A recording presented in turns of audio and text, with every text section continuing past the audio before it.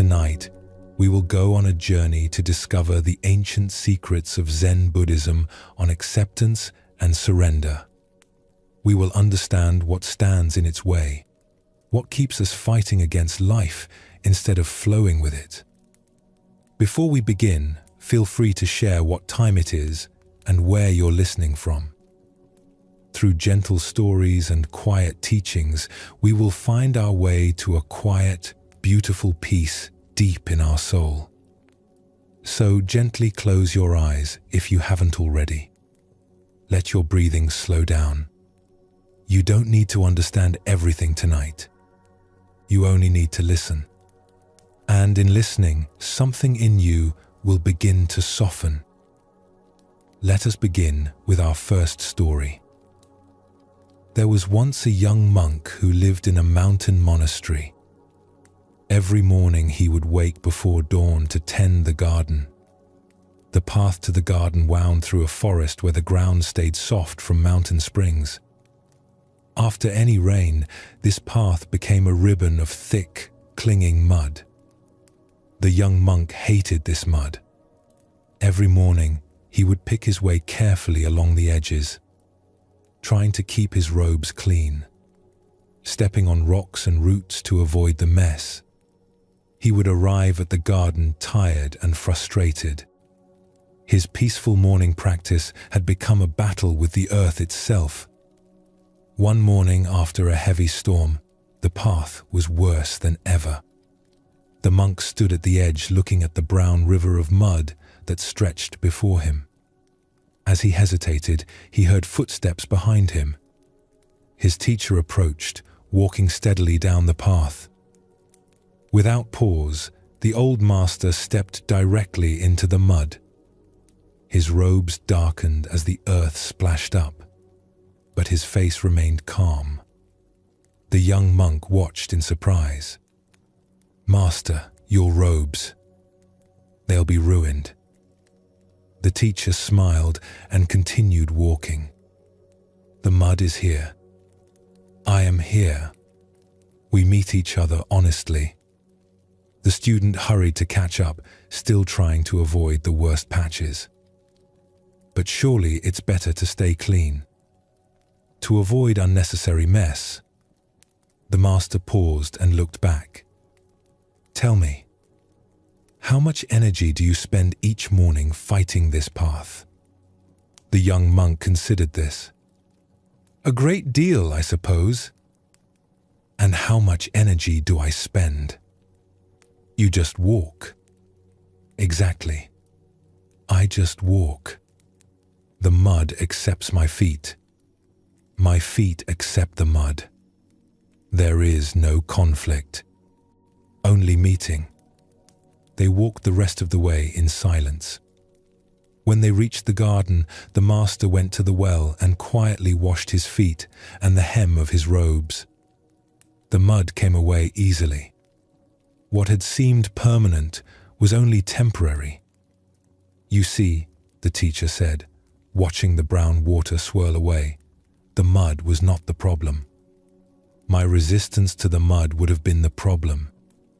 In this simple story lives a truth that can transform how we meet each day. The young monk's struggle was not with the mud itself. It was with his rejection of what was already present. His resistance turned a simple walk into a source of stress. His refusal to accept the conditions created suffering where none was necessary. This is how resistance works in our lives. We encounter something unpleasant, a difficult conversation, an unexpected delay, a feeling we don't want to have. And instead of meeting it directly, we fight against its existence. We waste energy trying to make it different. We exhaust ourselves arguing with what has already happened. The master understood something profound. Acceptance does not mean happiness about every circumstance. It means meeting circumstances without the additional burden of rejection. The mud was still mud. It was still inconvenient. But by accepting its presence, he could move through it with peace. When we stop fighting what is already here, we discover something surprising. Our resistance was often more uncomfortable than the thing we were resisting. The anticipation of difficulty can be worse than the difficulty itself. The story we tell ourselves about why something shouldn't be happening creates more pain than the actual happening. This doesn't mean becoming passive. The master still walked to the garden. He still tended his duties, but he did so without the inner conflict that exhausts the spirit.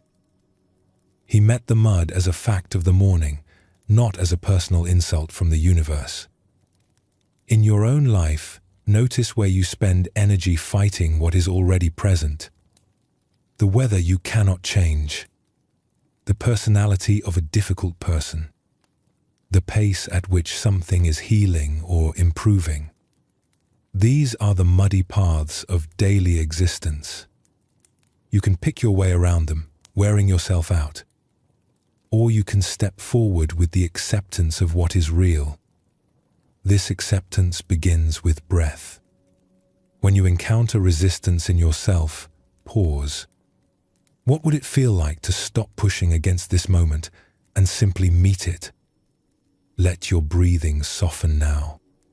Feel how your body naturally knows how to accept each breath without fighting it. Your lungs don't resist the air. Your heart doesn't argue with its own beating. There is wisdom in this natural acceptance, a wisdom you can bring to other areas of life. Rest in this understanding. That meeting life directly, even when it's messy, can be more peaceful than fighting it. That acceptance is not defeat. It is intelligence. It is the first step toward real freedom. In a village nestled between mountains, lived people who had grown comfortable with their routines. The village was known for its clear skies and gentle sunshine. Merchants would stop there specifically for the pleasant weather. The villagers took pride in this reputation. They spoke often of their good fortune in living where the sun always seemed to shine. But every region needs rain. The rivers that fed the village came from mountains where storms were necessary. The forests that surrounded them depended on water from the sky. Even their own gardens, in truth, thrived best after a good soaking. The villagers had forgotten this. They had begun to see rain as an intrusion. When clouds gathered, they would look up with worry. "Not today," they would whisper.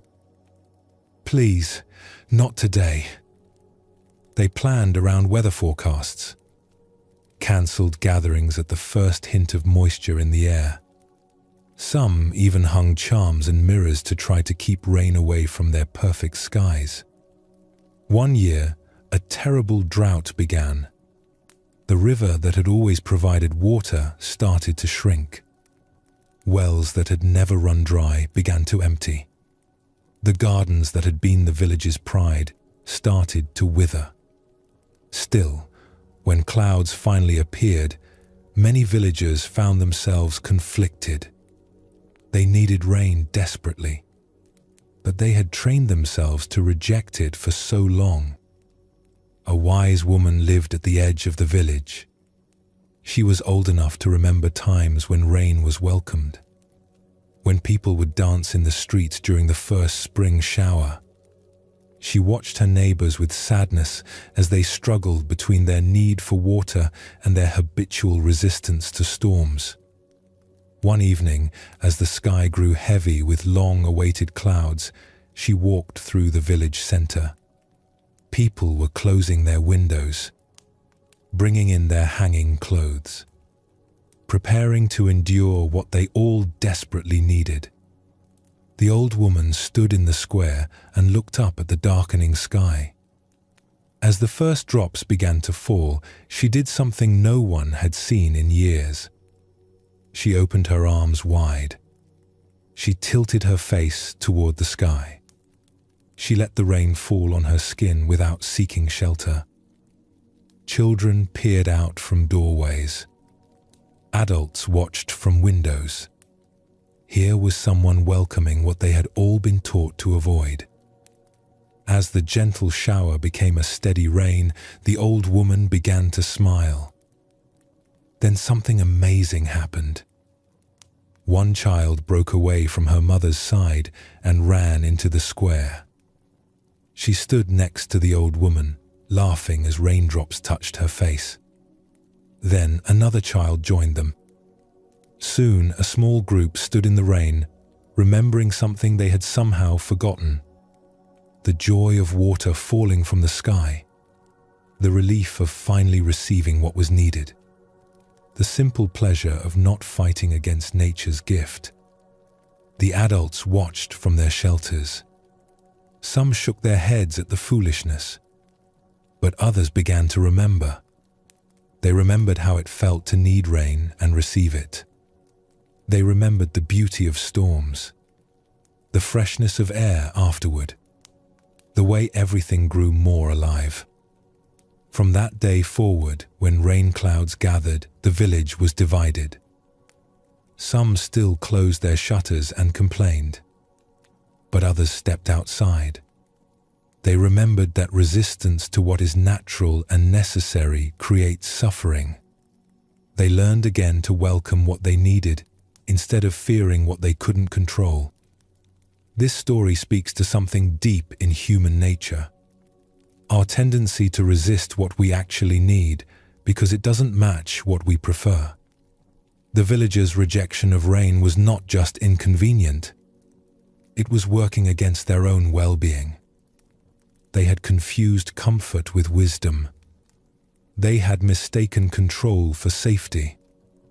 Rain in this story represents all the necessary but uncomfortable parts of life.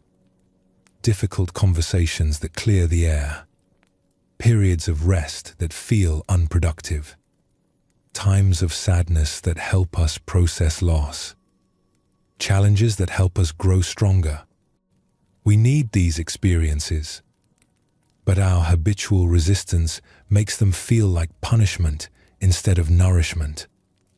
The old woman understood something the others had forgotten.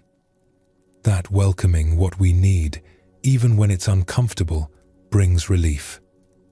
Not just the relief of finally getting what we require, but the deeper relief of stopping the exhausting fight against reality.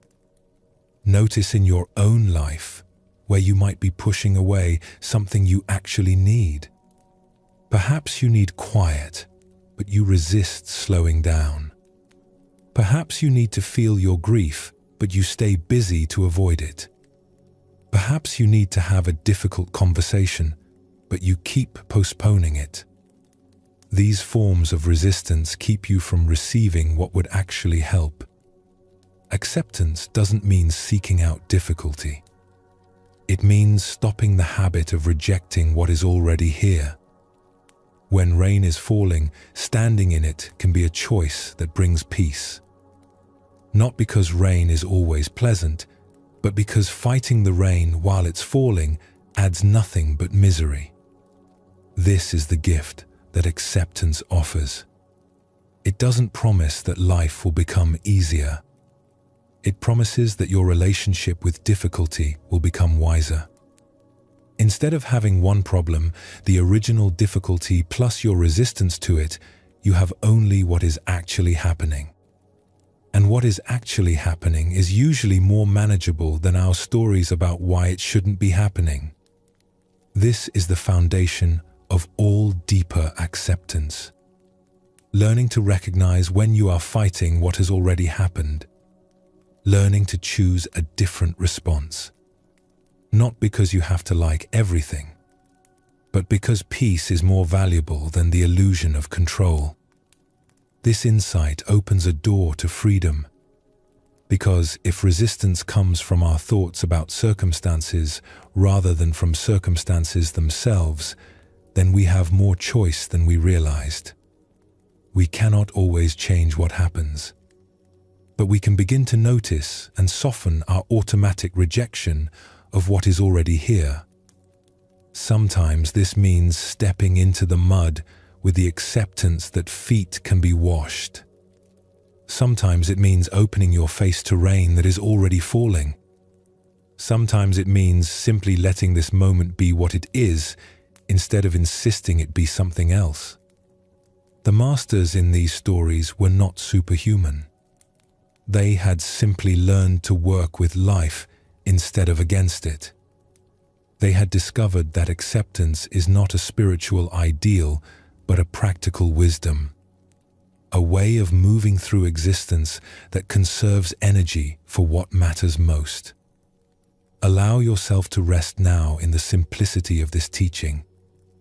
That the path to peace often begins with the simple recognition of where you are creating unnecessary conflict, where you are adding resistance to what is already challenging enough on its own.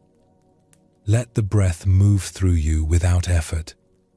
Let your body settle without forcing relaxation. Let your thoughts come and go without needing to manage them. This is the practice on the smallest level. Accepting what is already happening in this very moment. Tonight, we go deeper into one of life's most challenging and liberating truths. Everything changes. Nothing stays the same. And in this truth lies both sorrow and profound freedom. High in the mountains of Tibet, there lived a community of monks who practiced an ancient art. For centuries, they had created mandalas, intricate, sacred paintings made from colored sand. These mandalas were not small. They stretched across entire floors, every grain of sand placed with infinite care and attention. The creation of a mandala could take weeks, sometimes months. The monks would begin each morning in silence, gathering around the expanding circle of color and pattern. With steady hands and patient hearts, they would add grain after grain of blue sand, red sand, yellow sand, white. No hurried movements. No rushing toward completion. Each moment of creation was itself sacred. The mandalas were breathtaking. Visitors would travel for days to witness them. The geometric patterns seemed to pulse with life. The colors vibrated like music made visible. People would stand at the edges of these sand paintings and feel something shift in their hearts. Here was beauty so pure, so perfect, that it seemed to touch something eternal. One autumn, the monks were nearing completion of their most ambitious mandala ever. For 3 months they had worked. The design reached from wall to wall of their largest meditation hall. Every detail had been considered, refined, perfected. The work represented thousands of hours of devotion, skill, and love. A young monk named Tenzin had joined the community recently. He had worked on small sections of other mandalas before, but this was his first time participating in something so magnificent. As the final grains of sand were placed, as the last symbols took their perfect form, he felt overwhelming pride and attachment to what they had created together. That evening, as the community gathered for their closing ceremony, Tenzin noticed storm clouds building outside the windows. The wind was picking up. He felt a knot of worry in his stomach. All summer, the weather had been calm. But now, just as their masterpiece reached completion, nature seemed to be stirring. The elder who led the ceremony began the traditional closing prayers. He spoke of the mandala's beauty, of the devotion that had created it, of the temporary nature of all things. Tenzin tried to focus on the words, but his attention kept drifting to the windows. The wind was growing stronger. As the ceremony concluded, the elder did something that shocked the young monk. He took a ceremonial brush and, with one gentle sweep, began to disturb the mandala. to mix the colors, to return the carefully placed grains to formlessness. The other monks joined him. They moved with reverence, but they moved without hesitation. Tenzin watched in dismay as months of work dissolved before his eyes.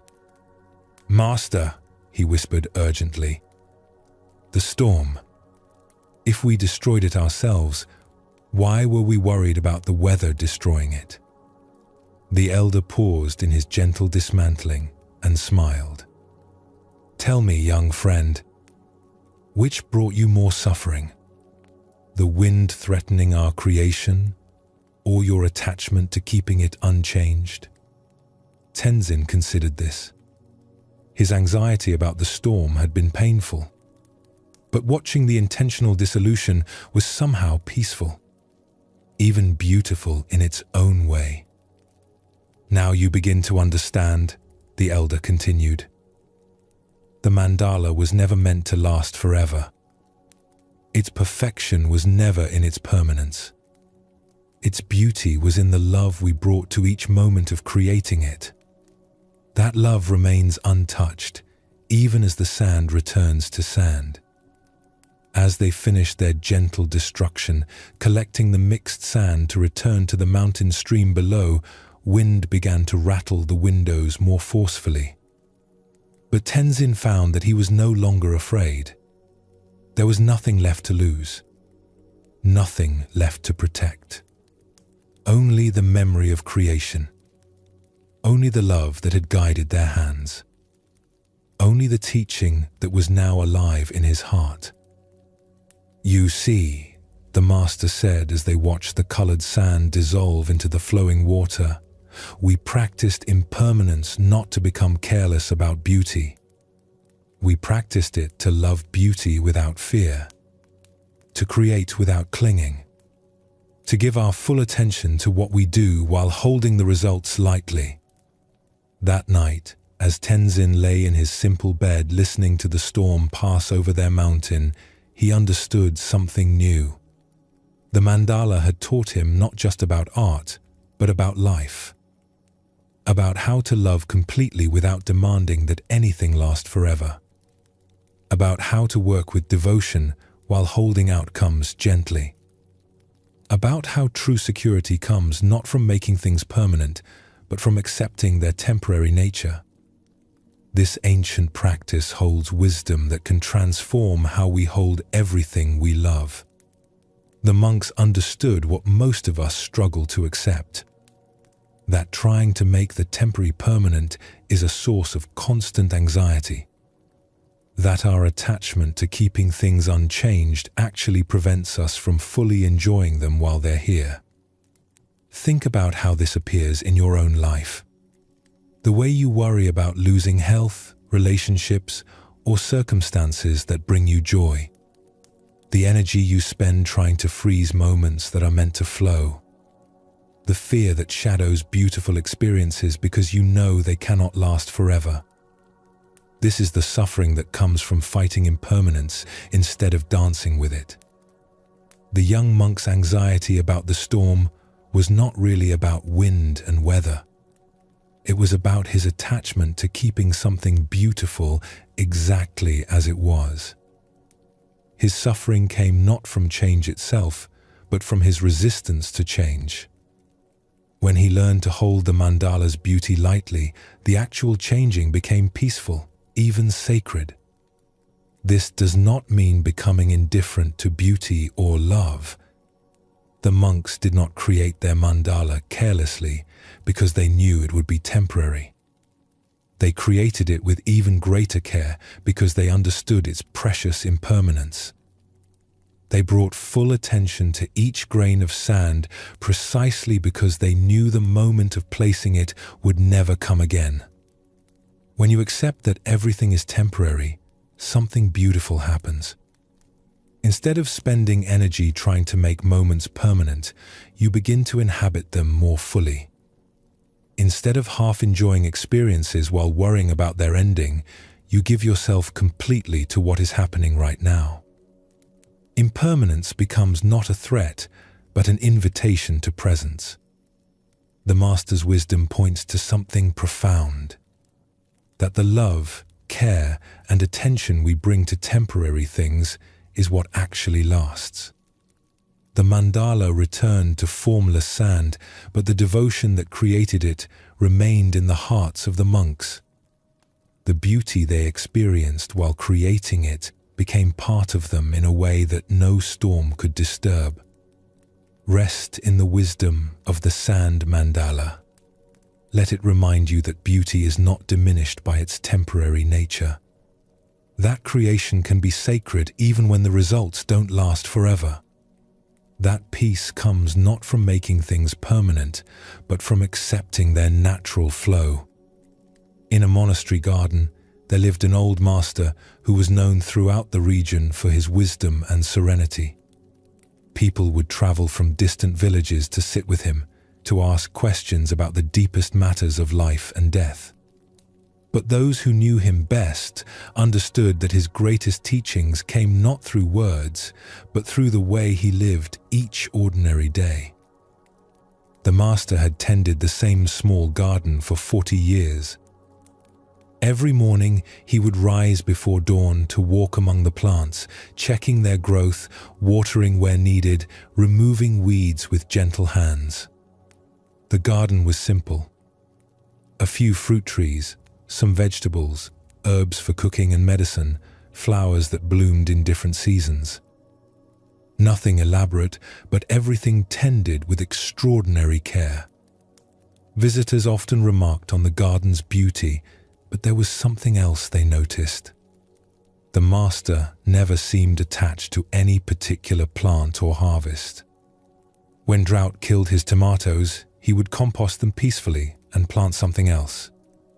When insects ate his precious herbs, he would observe their patterns with curiosity rather than anger. When unseasonable frost took his fruit blossoms, he would prune the damaged branches and trust in next year's flowering. A young student named Kenji came to live with the master for a year of learning. Kenji was earnest and hard-working, but he struggled with worry.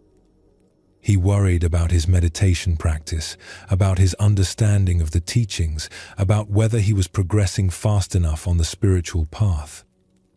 Most of all, he worried about time, about aging, about death, about all the things he wanted to accomplish before his life ended.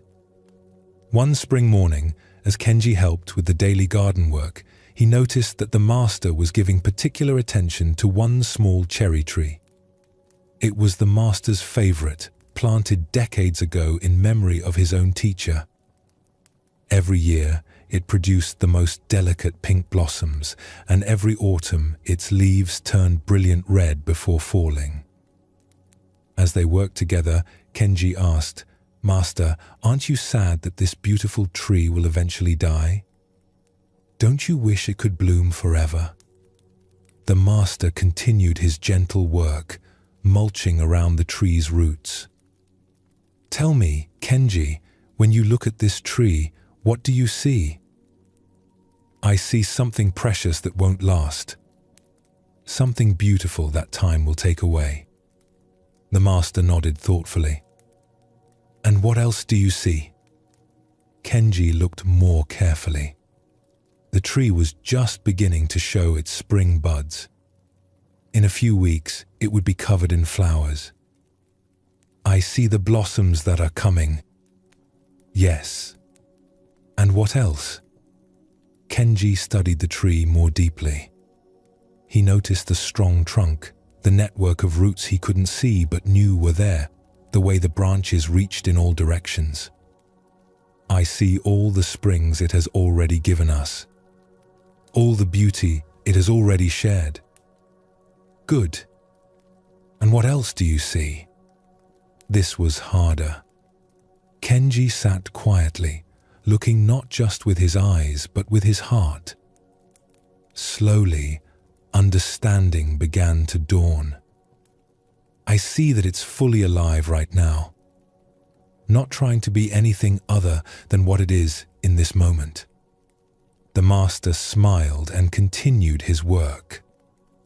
The tree does not worry about autumn while it prepares for spring. It does not hold back its blossoms from fear of winter. It gives everything to each season as that season arrives. It lives completely in the rhythm of appearing and disappearing without resistance. They worked in comfortable silence for a while. Then the master spoke again, so softly that Kenji had to lean close to hear. I have loved this tree for many years. I have seen it through drought and storm, through seasons of abundance and seasons of struggle. I know that someday, perhaps soon, perhaps many years from now, it will complete its life cycle. And when that day comes, I will compost its body with the same love I have given to its growth. Kenji felt something shift in his chest. But how can you speak of that without sadness? 5. Who says I speak of it without sadness? Sadness is natural when we love something temporary. But I don't let my sadness about the tree's eventual ending prevent me from loving it fully right now. I don't let my knowledge of autumn diminish my joy in spring. The master stood and brushed soil from his hands. The tree teaches me how to live, Kenji. How to give everything to this moment without holding back from fear of loss. How to love completely without demanding permanence. How to find freedom through accepting rather than fighting the natural cycle of all things. As the weeks passed and the cherry tree burst into full bloom, Kenji began to understand the master's teaching more deeply. He watched how the old man would sit beneath the flowering branches each morning, not trying to make the blossoms last longer, not photographing them or grasping at their beauty, just receiving their gift fully while it was being offered. When the blossoms eventually fell, creating a pink carpet beneath the tree, the master gathered them gently and added them to his compost pile. His face showed no regret, only gratitude for what had been and anticipation for what would come next. He was already watching for the first signs of new leaves, the next stage of the tree's generous unfolding. That autumn, as Kenji prepared to leave the monastery and return to his life in the world, he asked the master one final question. How do I take this teaching with me? How do I remember to live like the tree when I'm afraid of losing what I love? 5. The master walked with him to the garden gate. The cherry tree stood magnificent in its autumn colors, every leaf a different shade of red and gold. Carry this image in your heart, the master said. Remember that this tree has never been more beautiful than it is right now, dressed for its seasonal death. It teaches us that endings can be as beautiful as beginnings when we meet them without resistance. And remember this too. The tree's roots run deep into earth that has been nourished by countless other trees that have lived and died before it. Nothing is ever truly lost. Everything that lives and loves and passes away becomes part of the great continuing. Your fear of impermanence comes from thinking you are separate from this flow. But you are part of it. You are held by it. As Kenji walked down the mountain path, carrying the master's teaching in his heart, he felt something he had never experienced before. A deep sense of belonging to the rhythm of life. A trust that he could love fully without needing to make anything permanent. A peace that came from accepting his place in the great dance of appearing and disappearing that includes all beings. This story offers us a different way to hold our awareness of impermanence. Not as a philosophical idea, but as a lived wisdom. The master didn't achieve peace by pretending that nothing ever ends. He found peace by learning to love within the reality of constant change. Notice how the master's acceptance of impermanence made him more present, not less. Because he knew the cherry blossoms would fall, he paid attention to them while they bloomed. Because he understood that his time with the tree was limited, he treasured each season more fully. His acceptance of ending enhanced rather than diminished his capacity for love. This is the paradox of impermanence. When we stop trying to make temporary things permanent, we become more available to enjoy them while they're here. When we accept that everything we love will change, we can love more freely without the constant anxiety of trying to control outcomes we cannot control. This does not eliminate sadness when things end. The Master acknowledged that sadness is natural when we love something temporary. But his approach prevented the additional suffering that comes from demanding that temporary things be permanent. It allowed him to experience loss without being defeated by it, to grieve without being overwhelmed by grief.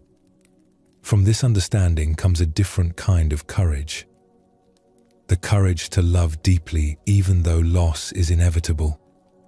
The courage to invest fully in relationships and projects that won't last forever. The courage to bloom completely in whatever season you find yourself without holding back from fear of autumn. The deep teaching of impermanence is not that life is meaningless because everything ends. It is that life becomes infinitely precious precisely because it cannot be repeated. Each moment arrives once. Each breath is unrepeatable.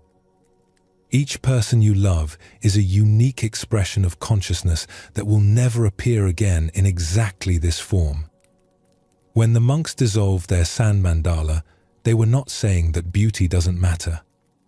They were celebrating that beauty can be so pure it doesn't need to last forever to be perfect.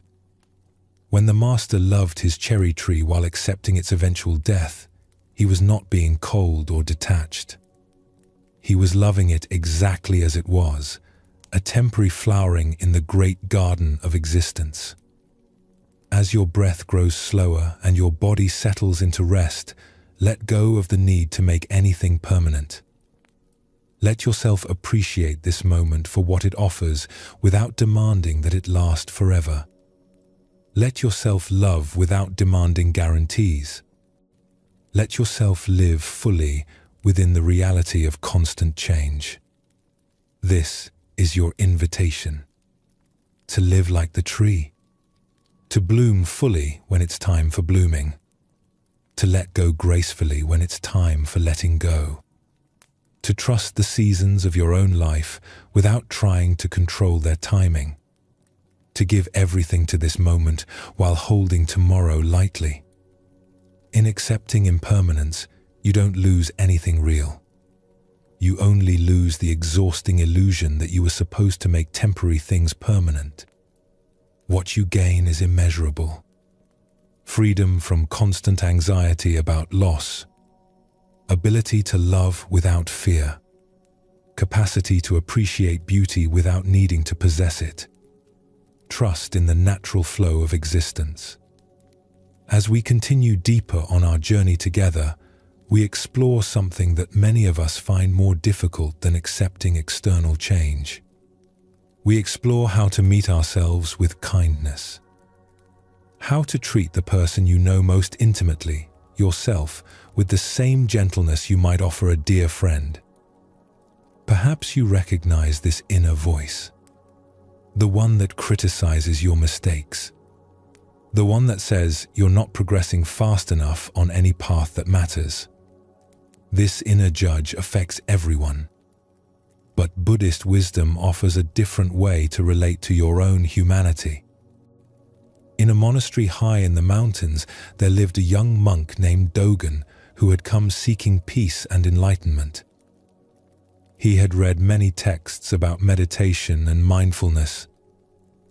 He understood the teachings intellectually and felt ready to develop the same serene presence he saw in his teachers. Dogen threw himself into practice with tremendous effort. He woke before dawn to sit in meditation. He maintained silence throughout much of the day. He ate simply, dressed plainly, and tried to cultivate the equanimity he believed a good practitioner should possess. But his mind had other plans. During meditation, instead of the peaceful emptiness he expected, Dogen's thoughts ran wild. He would plan conversations he might have, replay embarrassing moments from his past, or worry about whether he was meditating correctly. Sometimes he would notice his mind wandering and jolt back to his breath, only to find moments later that he was lost in thought again. The more this happened, the more frustrated Dogen became. He had been practicing for months and still felt like a beginner. During meditation periods, he would watch other monks sitting perfectly still and assume they had achieved states of blissful concentration, while he continued to struggle with the most basic aspects of mindfulness. After particularly difficult meditation sessions, Dogen would mentally catalogue his failures. I couldn't focus for more than a few moments. My back hurt and I kept shifting positions. I felt angry when that bird outside kept calling. I'm terrible at this. I'll never develop real wisdom. This inner commentary became almost constant. Dogen noticed that he was developing two problems instead of one. Not only did his mind wander during meditation, but now he also spent considerable energy judging himself for having a wandering mind. He was suffering both from distraction and from his resistance to distraction. One morning after a particularly frustrating meditation session, Dogen approached his teacher, an elderly monk named Ijo who had been practicing for over 40 years. Dogen bowed respectfully and explained his difficulty. Master, I have been practicing diligently for many months, but my mind remains chaotic. I cannot achieve even a few minutes of real concentration. The other monks seem to have natural abilities that I lack. I wonder if I am suited for this path. Master Ijo listened quietly, his face showing gentle attention rather than judgment. When Dogen finished speaking, the teacher was silent for a long moment. Then he spoke softly. Tell me, Dogen, when you notice that your mind has wandered during meditation, what is your first response? I try to immediately return to my breath, Master. And what do you feel when you notice the wandering? Dogen considered this. I feel frustrated, disappointed in myself, sometimes angry. And do these feelings help your mind become more focused? No, Master. They seem to create more disturbance. Master Ijo nodded. I see. And tell me, when a small child is learning to walk, what happens when they fall down? They get back up and try again. Do they spend time criticizing themselves for falling? No, they just continue practicing. And if their parents constantly criticized them each time they stumbled, telling them they are failures at walking, how would this affect their learning? Understanding began to dawn in Dogen's eyes. It would make learning much more difficult. It would create fear and self-doubt. Master Ijo smiled gently. Exactly. Now, tell me, who has been the harshest critic of your meditation practice? I have, Dogen admitted quietly. And has this criticism helped your practice develop more smoothly? No. It has made everything harder. The teacher leaned forward slightly. Dogen, you came here seeking wisdom and peace. But you have been treating your own mind like an enemy to be defeated rather than a friend to be understood. You have been expecting yourself to master in months what most people spend years learning. This is not wisdom. This is violence disguised as spiritual effort. They sat in silence while these words settled. Then, Master Ijo continued, "True meditation is not about forcing your mind into perfect stillness. It is about developing a kind and aware relationship with whatever your mind offers. When thoughts arise, you can notice them with curiosity rather than judgment. When your mind wanders, you can gently guide it back, like helping a friend find their way home." "But Master, doesn't accepting my wandering mind mean I'll never develop concentration?" Let me ask you something. Have you noticed that your mind wanders? Of course. Constantly. And this noticing, is it not itself a form of awareness? Dogen paused.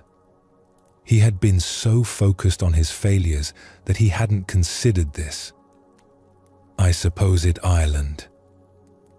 Every time you notice your mind has wandered, you are experiencing a moment of mindfulness. The wandering itself is not the problem. The problem is your war against wandering. This war prevents you from appreciating the awareness that notices wandering. Master Ijo suggested a different approach. For the next week, I want you to practice meditation with one simple intention.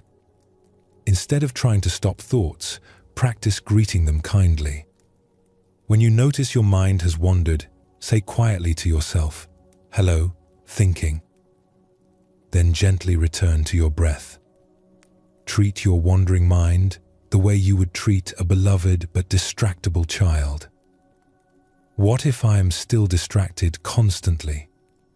Then you will have many opportunities to practice kindness. Over the following days, Dogen experimented with this new approach. When he caught his mind planning or worrying, instead of criticizing himself, he would silently say, "Hello, planning," or "Hello, worrying," with the same gentleness he might use greeting an old friend. Then he would guide his attention back to his breath. Something remarkable began to happen. The more kindly he greeted his wandering thoughts, the less power they seemed to have over him. Instead of getting caught in lengthy mental stories, he would notice them more quickly and return to the present moment with less struggle. His meditation began to feel less like a battle and more like a gentle conversation. Perhaps more importantly, this kindness during formal meditation began to affect Dogen's entire relationship with himself. When he made mistakes in other areas of monastery life, when he dropped a bowl or spoke when silence was called for, he found himself responding with curiosity rather than harsh self-judgment. Clumsiness is here, or impulsiveness is here, he might observe, and then simply take appropriate action to address the situation.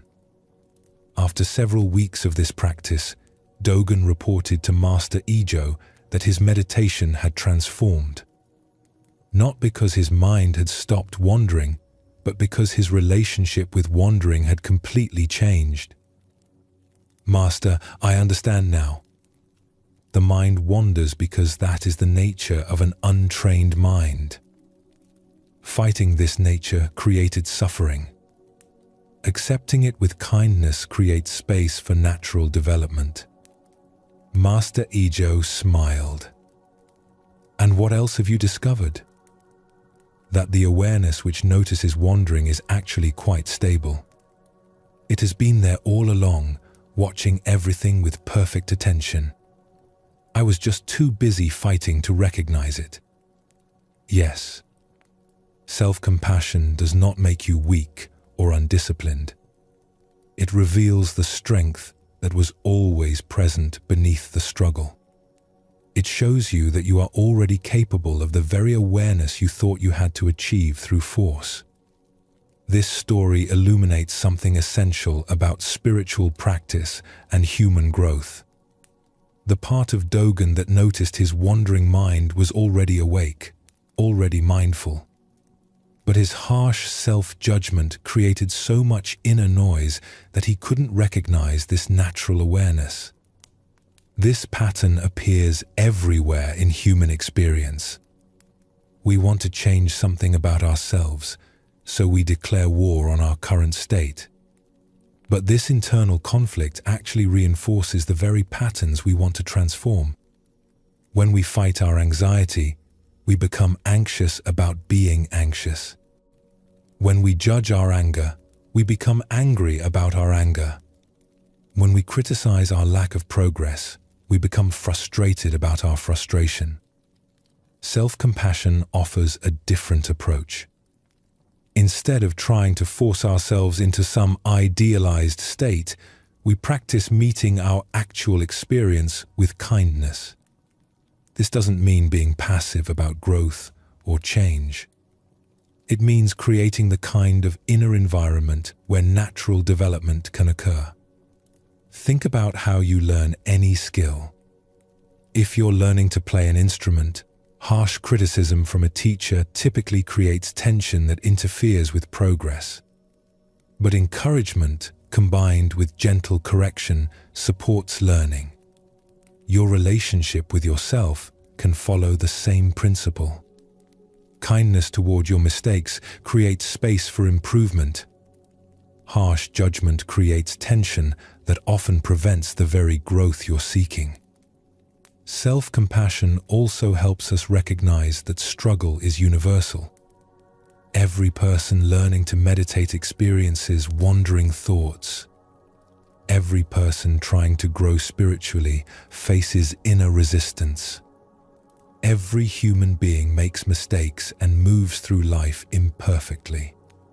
When we treat our own difficulties as evidence of personal failure, we forget this basic truth about the human condition. The Buddhist understanding of self-compassion is grounded in wisdom rather than sentiment. It recognizes that harsh self-judgment actually comes from ignorance about the nature of growth and change. Real progress happens gradually, with setbacks and breakthroughs appearing in unpredictable cycles. Expecting yourself to develop in a linear way towards some perfect state is like expecting a tree to grow in a straight line toward the sunday. Master Ejo's teaching about greeting thoughts kindly points to something profound. The awareness that can say, "Hello, thinking," to a wandering mind is itself undisturbed by the thinking. It is spacious enough to include all mental activity without being overwhelmed by any of it. Self-compassion helps us recognize and rest in this natural spaciousness. The monks in our story understood that spiritual practice is not about becoming perfect. It is about becoming intimate with your actual experience and responding to it with increasing wisdom and kindness. This intimacy includes awareness of your limitations, your patterns, your areas of ongoing growth, held within an overall atmosphere of acceptance rather than war. As Dogen discovered, this approach doesn't make you complacent. It reveals energy that was previously locked in self-conflict and makes it available for actual development. When you're not spending mental energy fighting your humanness, that energy becomes available for presence, learning, and genuine transformation. Notice how your body feels when you consider treating yourself with the same kindness you would offer a good friend who was struggling. Notice what happens to your breathing, to the tension in your chest or shoulders when you imagine meeting your own imperfections with gentleness rather than criticism. In a temple known for its beautiful gardens, there lived a teacher named Myoan who was respected throughout the region for her wisdom and compassion. Students would travel great distances to learn from her, drawn by stories of her patient guidance and profound understanding of the Dharma. But those closest to Myoan knew something that might have surprised her many admirers. Despite decades of practice and teaching, she still struggled with periods of deep self-doubt. Sometimes she would question whether she truly understood the teachings she shared. Sometimes she wondered if her guidance was helping or hindering her students. Sometimes she felt like an imposter, afraid that others would discover she was just another human being fumbling toward understanding. For many years, Myoan had hidden these doubts carefully. She believed that a mature teacher should have moved beyond such uncertainties. She thought that admitting confusion would undermine her ability to help others. So she kept her doubts private, sharing them with no one, not even her closest Dharma friends. One autumn, a young student named Sato arrived at the temple. She was brilliant and dedicated, but also perfectionistic and extremely hard on herself. During daily interviews with Myoan, Sato would confess her meditation difficulties with obvious shame. She spoke of her wandering mind, her emotional reactions, her inability to maintain equanimity with a tone of deep self-hatred that was painful to witness. "Teacher, I meditate every day, but I'm still filled with anger and jealousy. I read the sutras, but I don't feel the peace they describe. I watch other students and they seem to have insights I can't access. I wonder if I have some fundamental defect that prevents me from developing wisdom."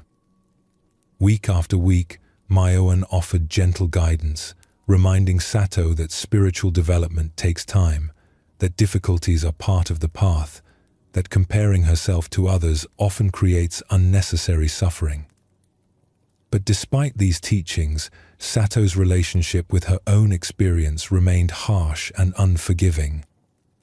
Watching Sato struggle, Myoan began to recognize something uncomfortable. The student's harsh self-judgment was almost identical to the inner voice that Myoan herself had been hiding for years. Sato was simply expressing outwardly what Myoan had been experiencing inwardly. The teacher realized she could not effectively help her student learn self-compassion while she herself was practicing self-criticism. One evening, as autumn rains began to fall, Myoan made a difficult decision. During their next interview, when Sato again shared her self-doubts with obvious shame, the teacher chose to respond with unprecedented honesty. "Sato, I want to share something with you that I have never told any student. I have been practicing and teaching for many years, and I still experience doubt almost daily. Even this morning, before our conversation, I wondered whether I had any wisdom worth sharing. I questioned whether my understanding of the Dharma was clear enough to guide others." Sato looked up in surprise. She had assumed that teachers, especially ones as respected as Myoan, had moved beyond such basic struggles.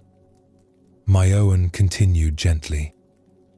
"For years, I believed that having these doubts meant something was wrong with my practice. I thought that mature practitioners should feel confident and clear all the time. But recently I've begun to wonder if my shame about doubt was creating more suffering than the doubt itself.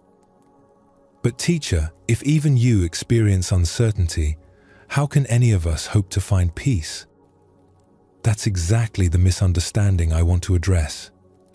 I've begun to see that doubt itself is not the enemy. Doubt can be wisdom. It can keep us humble, keep us questioning, prevent spiritual arrogance. The problem is not the presence of doubt. The problem is believing that doubt means we're doing something wrong." Myoan settled more comfortably on her cushion, her usual formal teaching posture softening into something more intimate. "I've discovered something important through my own struggle with self-judgment. When I treat my doubts and confusion with kindness instead of trying to eliminate them, they become less solid. They stop controlling how I feel about myself or my practice. I can acknowledge uncertainty without believing. It means I'm failing." "How do you practice this, teacher?" "I've learned to speak to my doubtful thoughts the way I would speak to a worried friend. When the voice arises that says I don't understand the Dharma deeply enough, I might respond inwardly, 'Yes, doubt is here.' That's okay. Everyone learning experiences uncertainty. This doesn't make the doubt disappear, but it changes my relationship to it completely.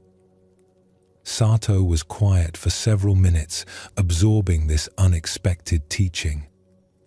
Finally, she asked, "Does treating yourself kindly make you less motivated to grow?" Myoan smiled. "Actually, the opposite has happened. When I stopped wasting energy fighting my humanness, more energy became available for actual learning. When I stopped demanding that my spiritual development follow some idealized timeline, I could appreciate the progress that was actually occurring.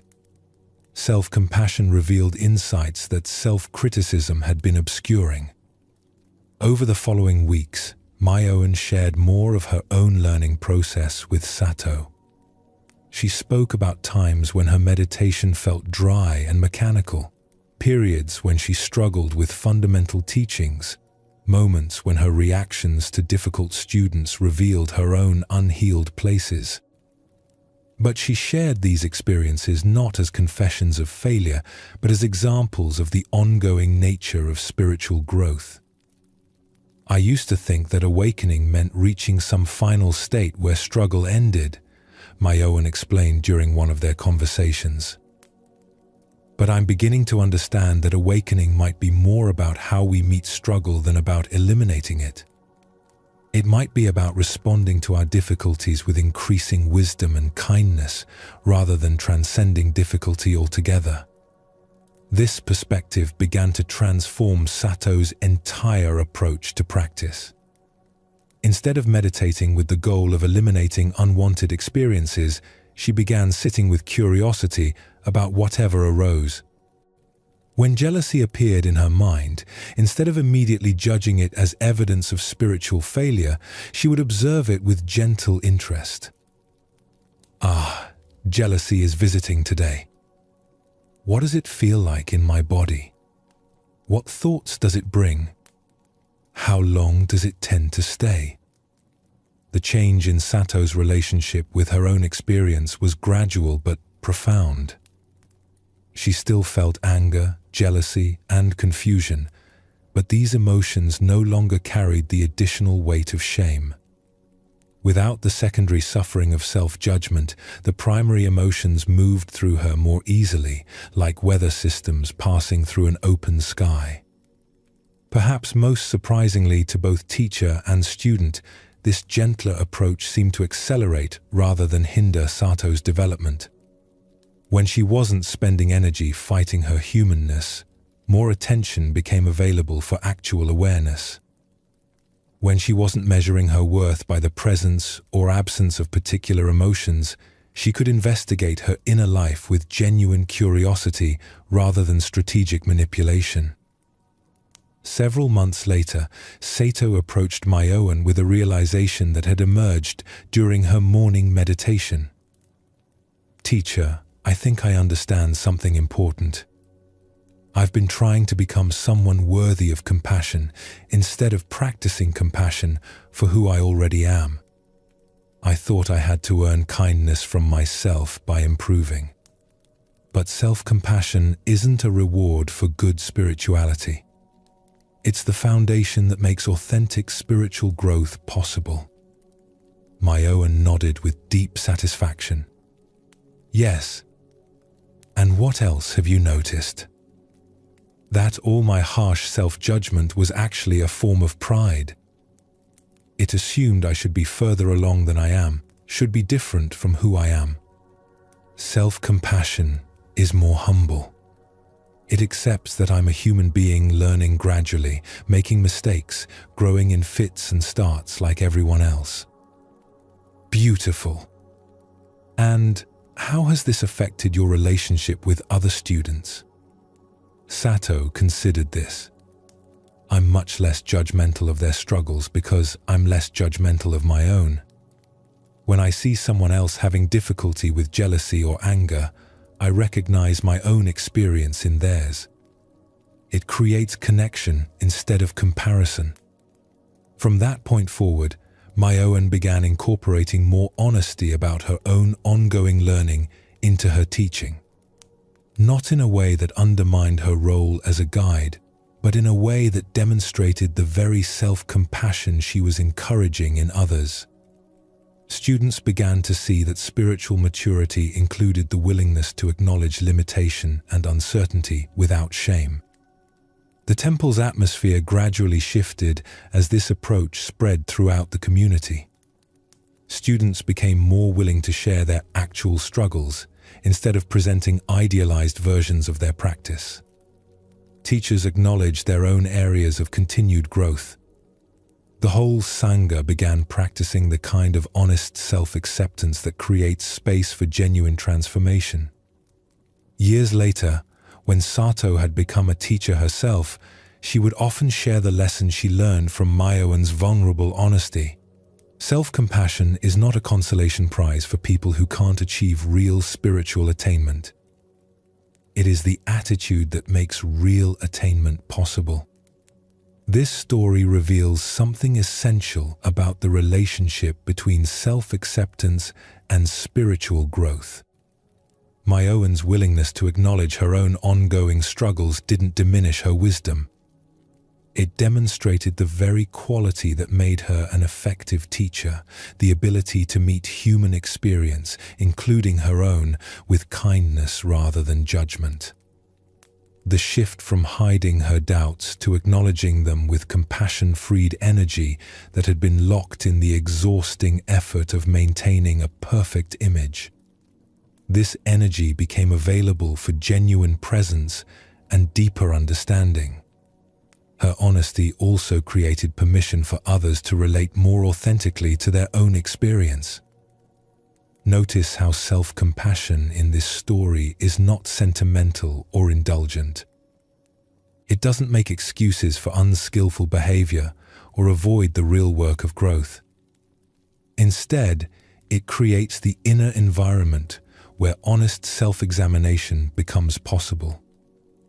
When you're not afraid of discovering flaws in yourself, you can look more clearly at areas that need attention. The Buddhist path includes the development of what is sometimes called wise discernment. This is the ability to see clearly what is happening without getting lost in reactivity about what you see.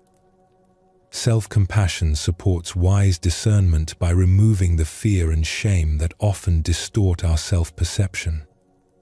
When Sato learned to greet her jealousy with curiosity instead of self-attack, she could investigate its patterns more clearly.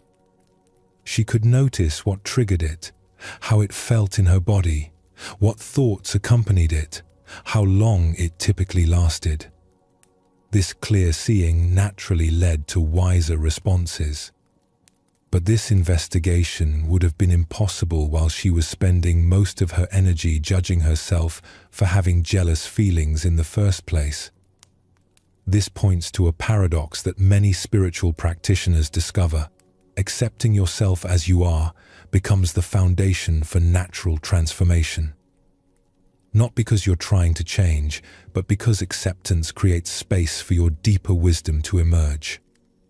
When you're not fighting your present experience, energy becomes available for responding to it more skillfully. The story also illustrates how self-compassion affects relationships with others. When Myoan stopped hiding her own struggles, she became more capable of helping Sato with hers. When Sato developed a kinder relationship with her own difficulties, she naturally extended more understanding to fellow students facing similar challenges. This is not surprising when you consider how internal and external relationships often mirror each other. If you treat your own humanity harshly, you're likely to be impatient with human imperfection in others. If you can meet your own mistakes with kindness and learning, you're more likely to respond to others' mistakes with wisdom rather than judgment. True humility includes accepting your place in the ordinary timeline of human learning. This acceptance doesn't make you complacent. It makes you realistic about what growth actually looks like, which paradoxically supports more effective effort toward that growth. Every moment offers a new opportunity to practice meeting your experience with kindness rather than judgment. Not because you have to, but because you can. Because self-compassion is always available as an alternative to self-attack. Because treating yourself as a friend rather than an enemy actually supports the very development you're seeking. Rest now in this understanding. That growth happens naturally when it's not obstructed by harsh judgment. That awareness develops organically when it's supported by kindness. That the very acceptance of your current experience creates space for new possibilities to emerge, not through force, but through the simple removal of internal resistance to what is already true about this moment. As we continue on our journey together, we will discover how accepting others as they are paradoxically creates more room for authentic relationships and natural growth than trying to change them ever could. In a mountain village, there was a small temple where a patient master named Hakuin had been teaching for over 20 years. Students came from neighboring towns to learn meditation and Dharma, drawn by his reputation for wisdom and clarity. Most students stayed for several months, learned what they needed, and returned to their daily lives with grateful hearts. But one student was different. His name was Jishin, and he had been coming to the temple for nearly 3 years. While other students seemed to absorb the teachings naturally, Jishin argued with almost everything. If Hakuin spoke about letting go of attachments, Jishin would interrupt with questions about why attachment was wrong if it motivated people to care for their families. If the master discussed the impermanence of emotions, Jishin would insist that some emotions should be permanent and that accepting their temporary nature was irresponsible. During group meditation sessions, Jishin would fidget loudly, sigh with obvious frustration, and sometimes stand up and leave before the period ended. When other students shared insights during Dharma discussions, Jishin would often respond by explaining why their understanding was incomplete or misguided.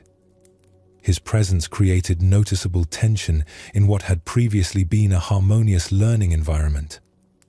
Many of the other students approached Hakuin privately to express their frustration with Jishin's disruptive behavior. They suggested that perhaps he wasn't ready for these teachings, or that he might be more suited to a different style of practice, or that his argumentative nature was disturbing their own development. Some even hinted that the master should ask Jishin to leave.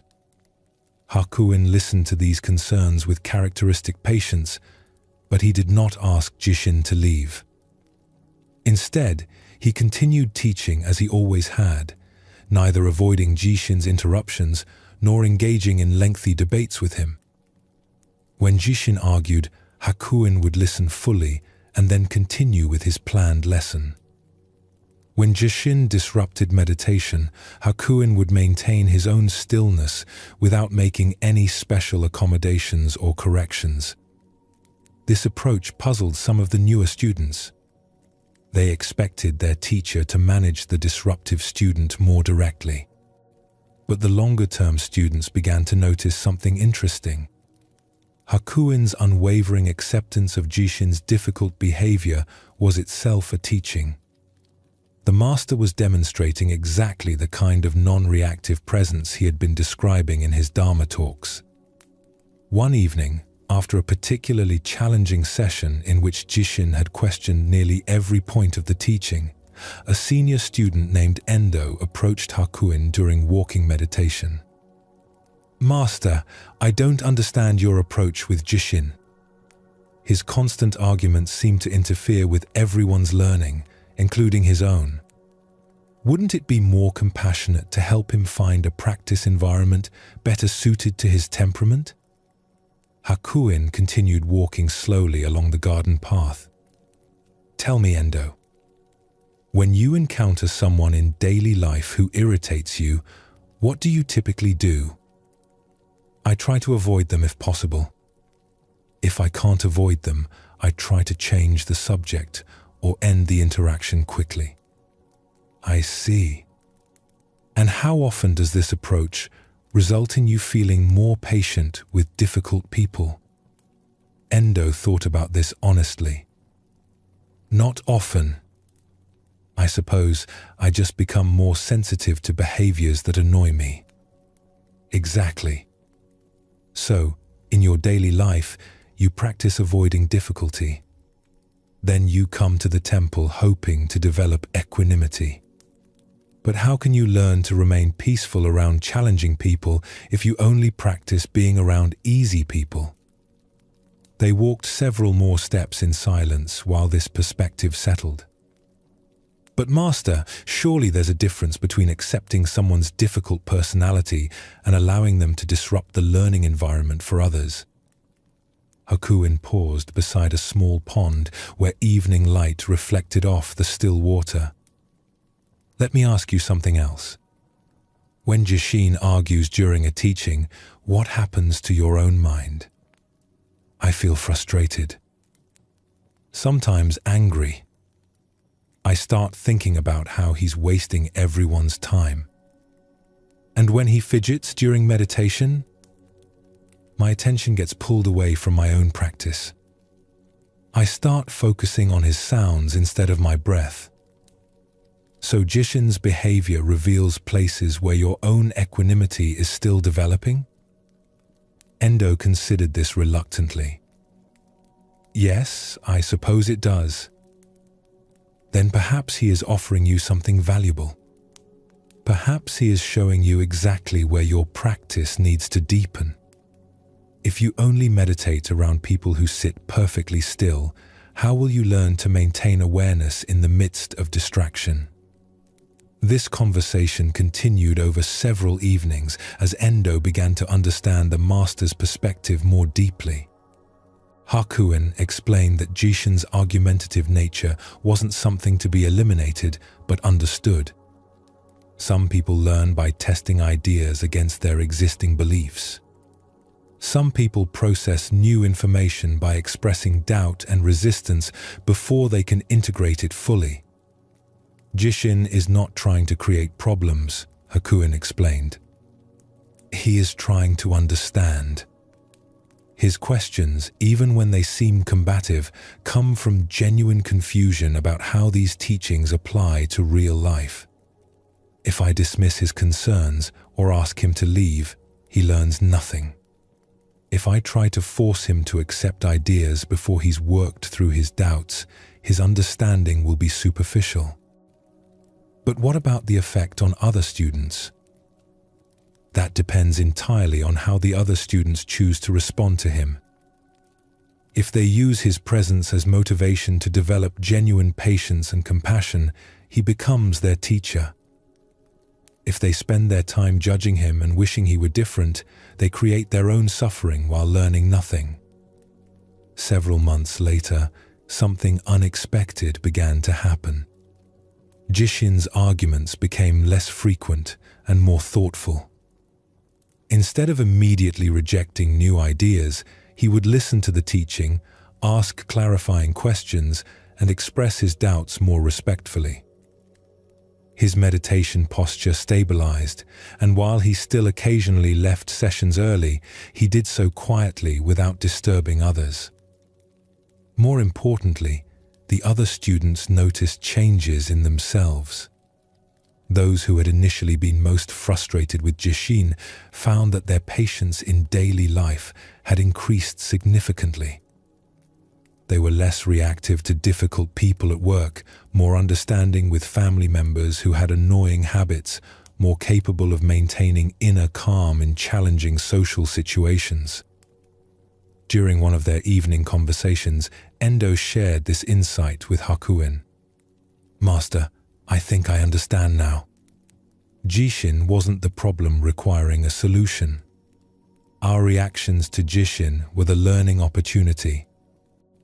And what have you discovered through this learning? That trying to change other people is exhausting and usually ineffective.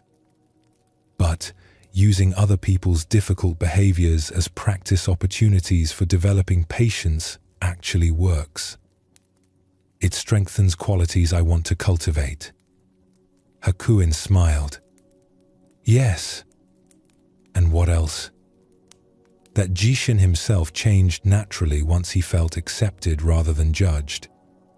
When we stopped resisting his argumentative nature, he stopped needing to defend it so aggressively. Excellent. You have discovered that acceptance often creates space for natural transformation where force creates resistance.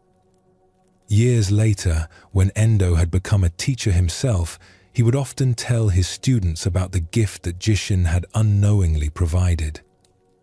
Difficult people are not obstacles to your spiritual development, he would say. They are opportunities to practice with challenging emotions while those emotions are actually arising. They teach you whether your equanimity is real or just conceptual.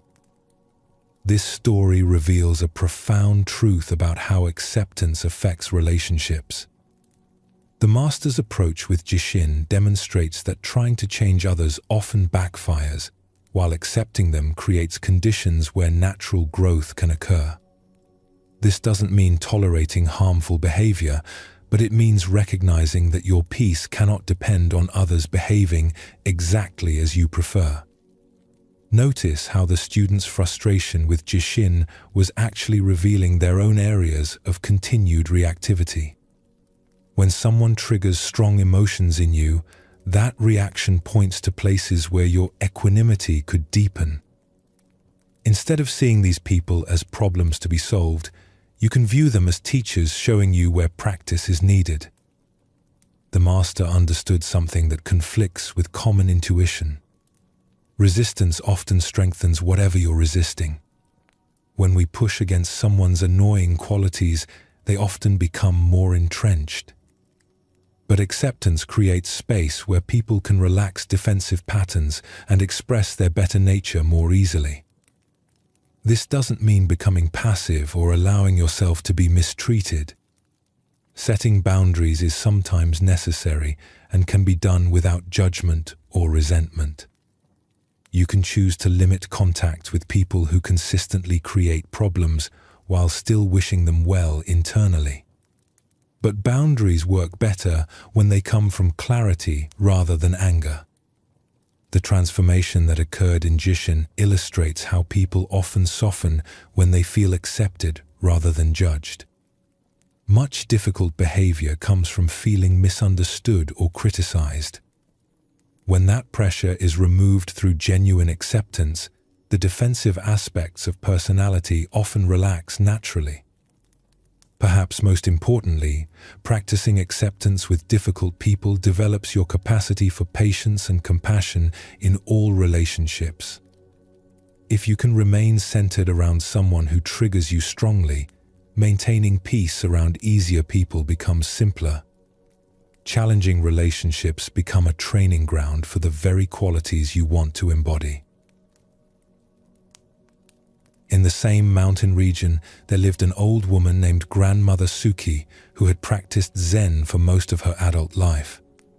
She was known throughout the area for her kindness and practical wisdom. People would visit her small cottage, seeking advice about family problems, work difficulties, and spiritual questions. Grandmother Suki had one neighbor who tested her patience daily. Mr. Tanaka lived in the house next door and had strong opinions about everything.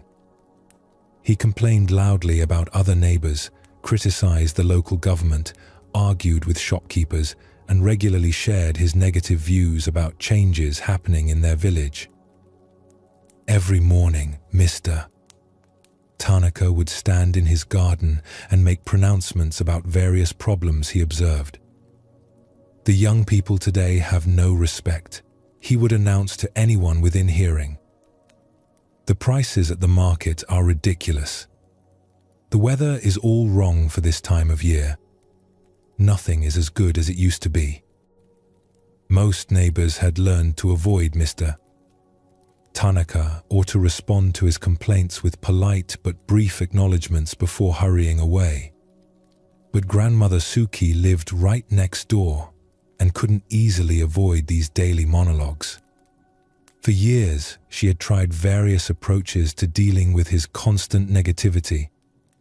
At first, she had attempted to argue with his perspectives, sharing different viewpoints about the topics he criticized.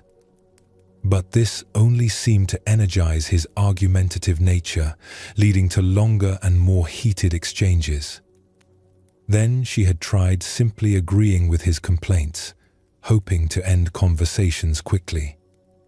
But this encouraged him to share even more grievances, as he felt he had found someone who understood his concerns.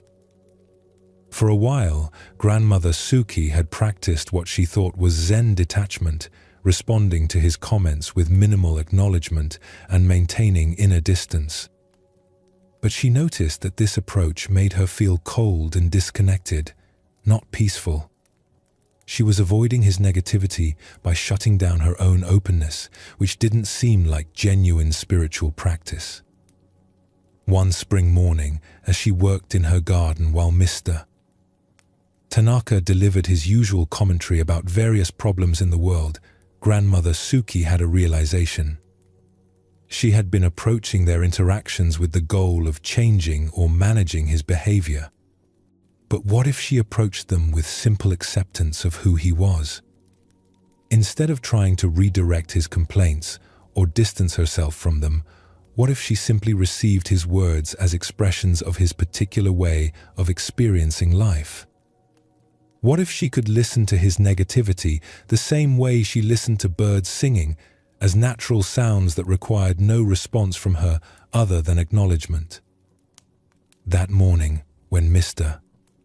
Tanaka began complaining about the noise from construction happening several streets away, grandmother Suki tried a different approach.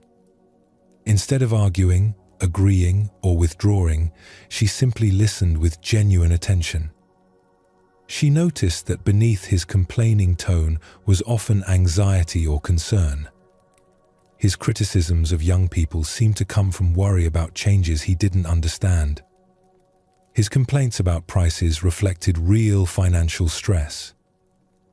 When he paused in his monologue, instead of offering solutions or counter-arguments, she simply said, "It sounds like you're concerned about many things, Mr.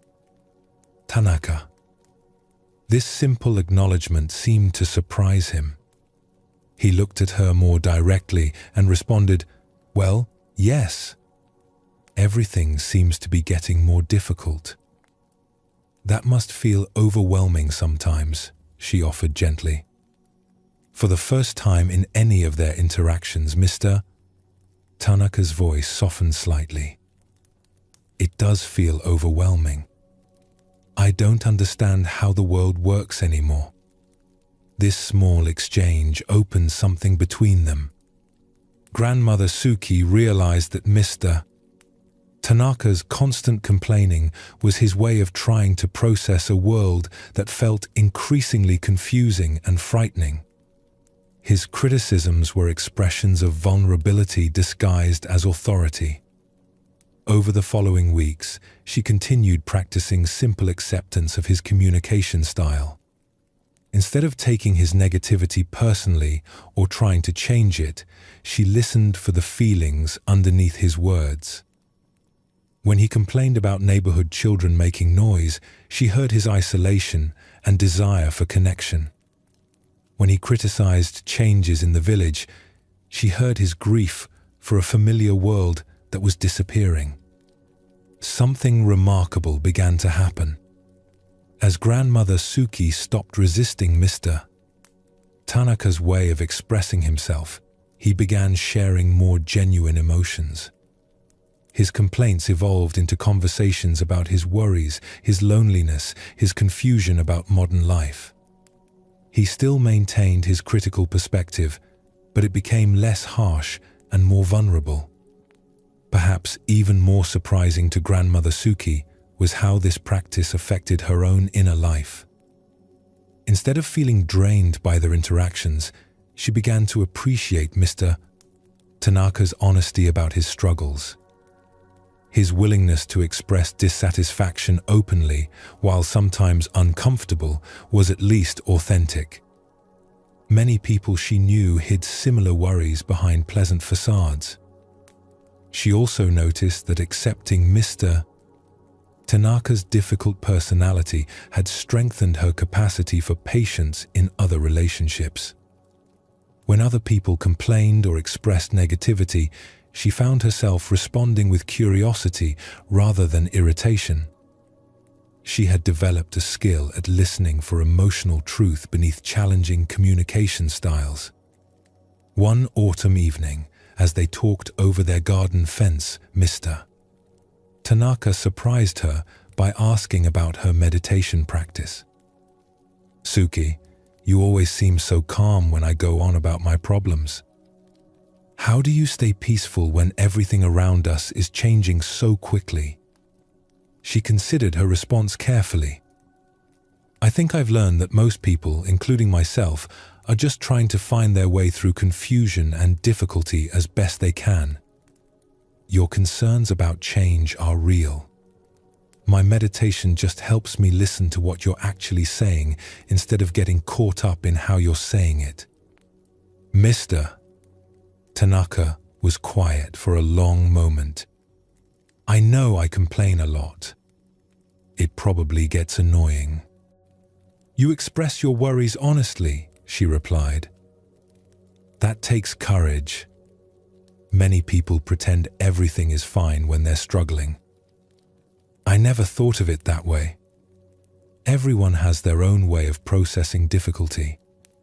Some people withdraw into silence. Some people stay busy constantly. You think out loud about problems. None of these approaches is wrong. They're just different strategies for dealing with uncertainty." This conversation marked a turning point in their relationship. Mr. Tanaka still expressed plenty of complaints and criticisms, but he also began sharing appreciation for positive aspects of his life. He still worried about changes in their village, but he occasionally mentioned things he was curious about rather than only focusing on what he disliked. Grandmother Suki had discovered something profound about acceptance in relationships. When you stop trying to change someone's fundamental personality patterns and instead listen for the deeper needs those patterns express, connection becomes possible even with people whose style very different from your own. She also learned that accepting someone doesn't mean agreeing with everything they say or enabling harmful behavior. It means recognizing their humanity beneath whatever difficult patterns they express. It means responding to the person rather than just reacting to their problematic behaviors. Years later, when people asked Grandmother Suki for advice about dealing with difficult family members or neighbors, she would often tell them about her experience with Mr. Tanaka. "Most people are not trying to be difficult," she would explain. "They are expressing their pain, fear, or confusion in the only ways they know how. If you can listen for what they actually need instead of focusing on how annoying their expression is, relationships can heal in surprising ways." This story demonstrates how acceptance transforms relationships from the inside out. Grandmother Suki's shift from trying to manage Mr. Tanaka's behavior to simply receiving his communications changed everything, even though his basic personality remained the same.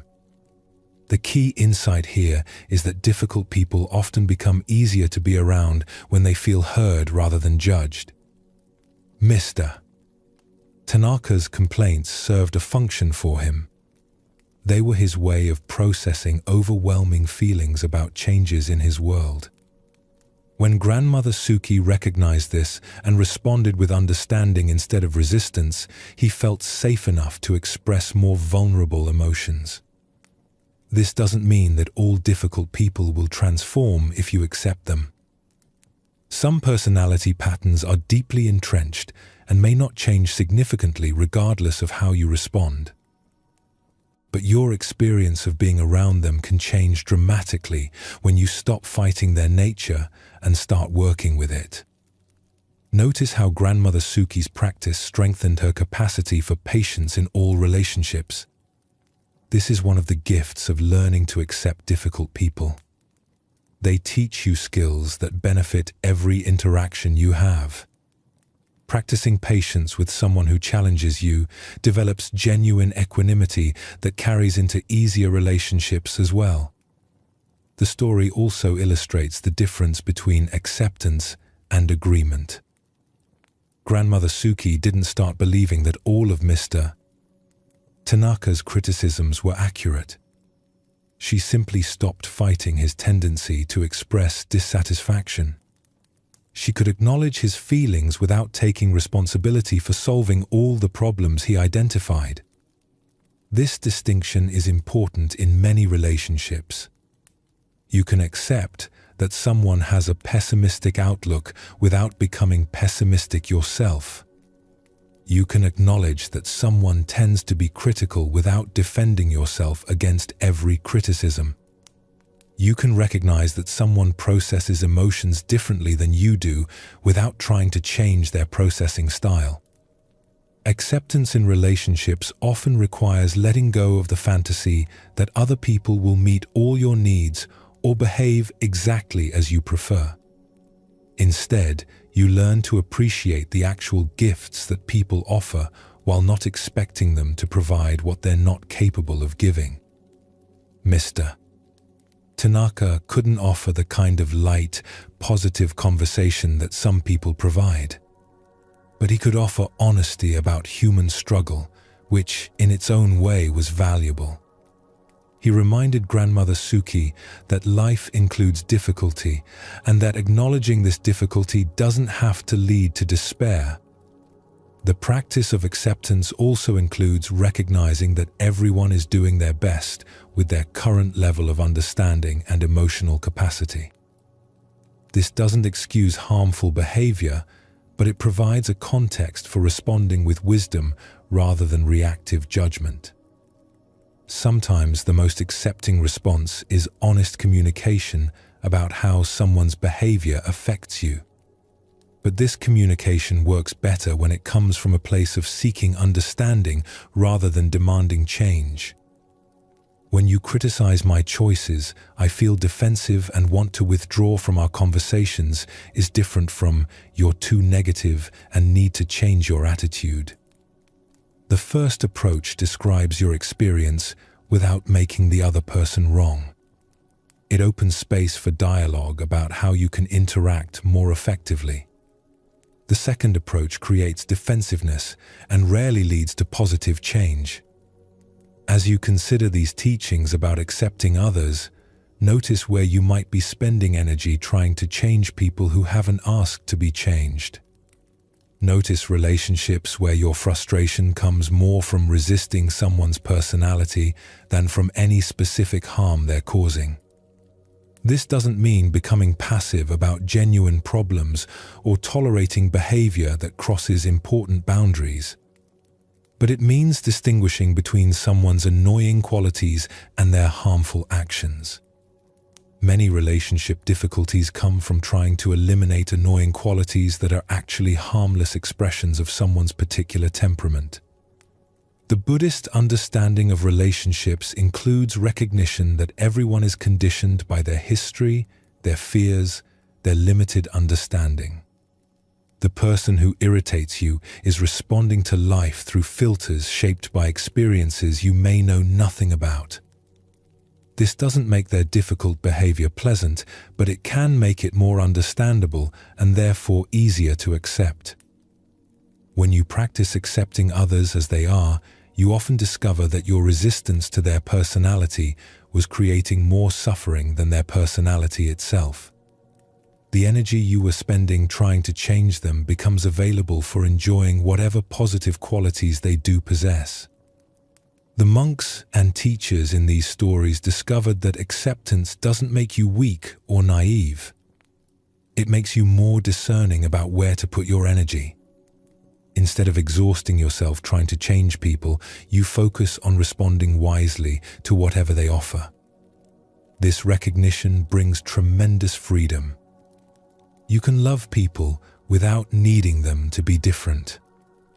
You can maintain your own values without requiring everyone to share those values. You can experience irritation with someone's behavior without believing that their behavior must change for you to be okay. Rest now in this possibility.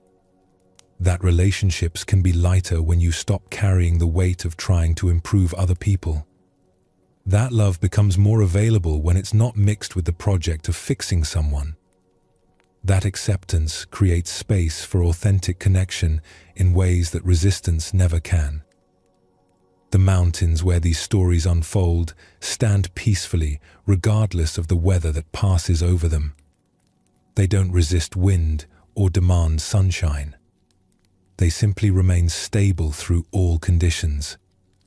This same quality of steady presence is available in your relationships.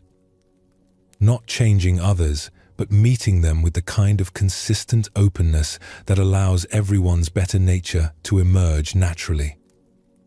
Sleep deeply in this understanding. That accepting others is not giving up on improvement or growth.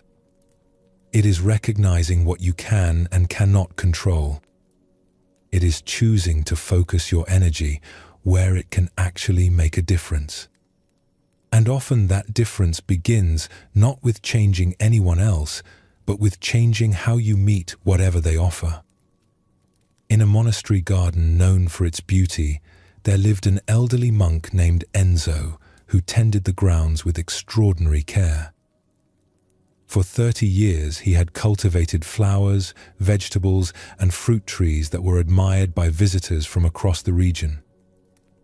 The garden was his life's work, and many considered it a living expression of Dharma principles made visible in earth and growing things. Enzo had developed techniques passed down through generations of monastic gardeners. He knew which plants thrived in shade, which needed full sunlight, how to prepare soil for different seasons, when to prune and when to allow natural growth. The garden responded to his attention with abundant harvests and breathtaking seasonal displays that seemed to embody the harmony between human effort and natural cycles. But one autumn, an early frost arrived without warning. Overnight, temperatures dropped far below what was normal for that time of year. Enzo woke to find that most of his tender plants had been killed. The late-blooming flowers he had carefully protected through summer lay blackened and wilted. Vegetables that should have provided food for the community through winter were destroyed before they could be harvested. Walking through the devastated garden that morning, Enzo felt something he had not experienced in many years of practice. Deep grief mixed with anger at the seeming arbitrariness of the loss. All his careful planning, all his patient cultivation, all his knowledge accumulated over decades seemed suddenly meaningless in the face of forces beyond his control. Other monks in the community expected Enzo to accept the loss with the equanimity he had demonstrated in smaller setbacks over the years. They offered consoling words about impermanence and the natural cycles of growth and decay. But Enzo found these familiar teachings felt hollow in the face of such widespread destruction. Accepting the withering of a few plants was different from watching an entire season's work disappear overnight. For several days, Enzo avoided the garden entirely. When responsibilities required him to be there, he moved through the damaged areas quickly, focusing only on essential tasks without his usual mindful attention. The sight of his destroyed plants created a physical ache in his chest that he didn't want to feel. He told himself he was being dramatic, that attachment to outcomes was creating unnecessary suffering, but intellectual understanding didn't ease the actual pain he was experiencing. A week after the frost, Enzo's teacher, Master Dogen, asked him to take a walk through the damage together. They moved slowly along paths where vibrant life had given way to brown stems and blackened leaves. For a long time, neither spoke. Finally, Master Dogen paused beside a section where Enzo's prize chrysanthemums had been growing. The elaborate blooms he had been nurturing for months to peak perfectly in late autumn lay collapsed, their colors turned to brown and black. "Tell me what you see here," the master said quietly. "I see destruction, waste, all that careful work brought to nothing. Look more carefully. What else is present?" Enzo looked again, reluctantly. At first, he saw only the devastation he had been avoiding for days. But as he stood longer in one spot, forcing himself to really observe, other details began to emerge. The frost had killed the tender flowering tops of plants, but many of the root systems remained alive underground. Some of the hardier perennials showed new green shoots already emerging at their base. Seeds from this year's flowers lay scattered in the soil, some probably already beginning the slow process of germination that would lead to next year's blooms. "I see that some things survived," he admitted. "And what else?" This was harder. Enzo looked beyond the immediate area of flower beds to places where wild plants grew along the garden's edges. The native grasses and trees that had adapted to local conditions over many years showed no signs of frost damage. Their deep roots and hardy constitutions had carried them through the same cold that destroyed his more delicate, cultivated varieties. "I see that what belongs to this place naturally was not harmed." Master Dogen nodded. The frost was not personal. It was not punishment for any error in your gardening. It was simply weather arriving when weather arrives.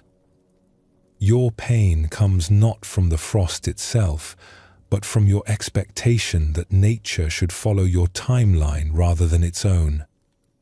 They continued walking. In sections where vegetables had grown, Enzo saw that underground crops like carrots and potatoes had been little affected. Root vegetables seemed almost improved by the cold shock, their natural sugars concentrated by the sudden temperature change. "I had planned to harvest these gradually over several weeks," Enzo said, looking at the potato beds. "Now they must all be dug at once." "And is this necessarily problematic?" "It's different from what I planned. More work in a shorter time. Some may not store as well as if they had been harvested slowly. But they still provide food for the community?" "Yes. Actually, some seem sweeter than usual." As they walked, Master Dogen shared stories of other gardens he had known, other gardeners who had faced similar setbacks. He spoke of droughts that taught communities to value water differently, floods that revealed which building foundations were truly solid, insects that showed which plants had developed genuine resistance rather than just temporary protection. Each difficulty reveals something that steady conditions keep hidden, the master explained. "Your garden has been teaching you about nurturing growth under ideal circumstances. Now, it teaches you about what endures when conditions are not ideal. Both lessons have value." Enzo found himself looking at the damaged garden differently. The plants that had died quickly in the frost were often ones that required constant protection and careful management. Their beauty was real, but their survival depended on conditions remaining consistently favorable. The plants that survived were often less spectacular but more resilient, able to adapt to unexpected challenges. "I have been growing some things because they were beautiful rather than because they belonged here," he realized. "And now you have information about which approach creates lasting success. Over the following weeks, as Enzo worked to clear away dead vegetation and prepare beds for winter, he found that the physical work helped process his grief about the loss.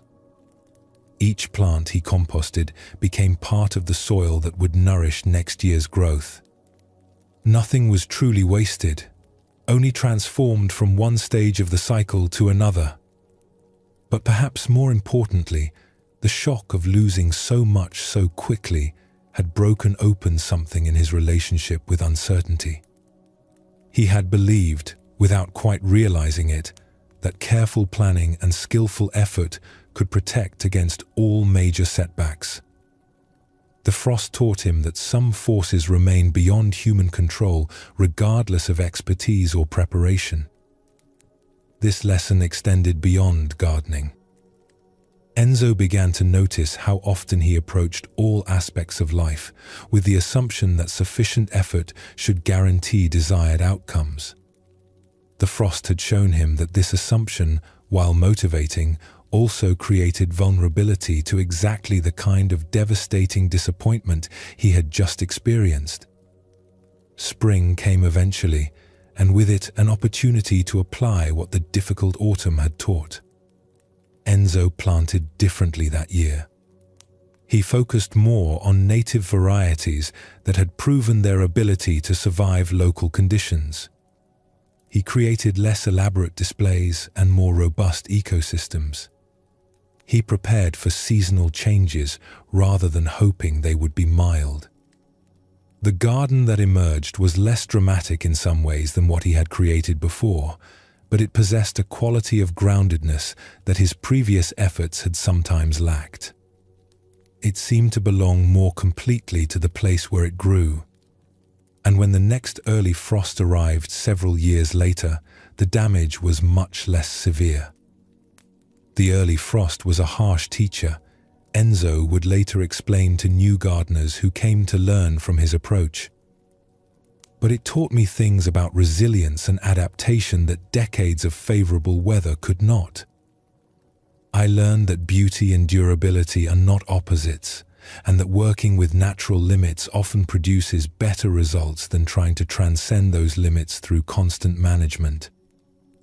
The Buddhist understanding of dukkha, often translated as suffering, includes recognition that pain serves important functions in conscious development. Like the frost in Enzo's garden, difficulty often reveals what is truly stable versus what only appears stable under protected conditions. When life challenges our assumptions and plans, we discover which aspects of our understanding can withstand pressure and which need revision. Enzo's initial resistance to loss was natural and understandable. The garden represented years of devoted effort, and its destruction felt like a negation of all that work. But his willingness to eventually examine the damage closely allowed him to extract valuable information from the painful experience. He learned things about gardening, about his own expectations, and about working with uncertainty that would make his future efforts more realistic and effective.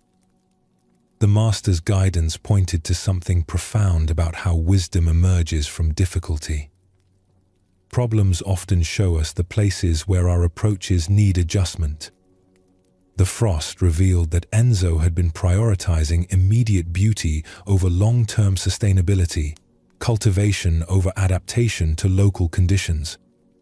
This wasn't wrong, but it was incomplete, and the setback provided correction that he might not have discovered through success alone.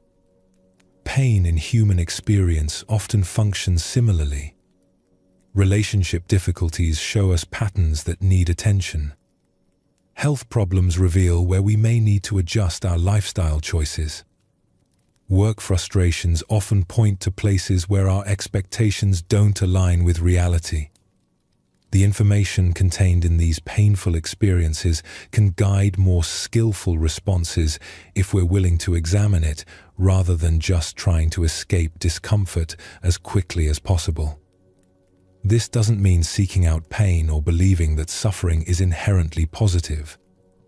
The frost damaged Enzo's garden whether he learned from it or not. but his willingness to work with the damage creatively allowed him to extract value from the loss that simple endurance or denial would not have provided. The Buddhist concept of the middle way includes learning to neither seek difficulty nor avoid it when it arises naturally.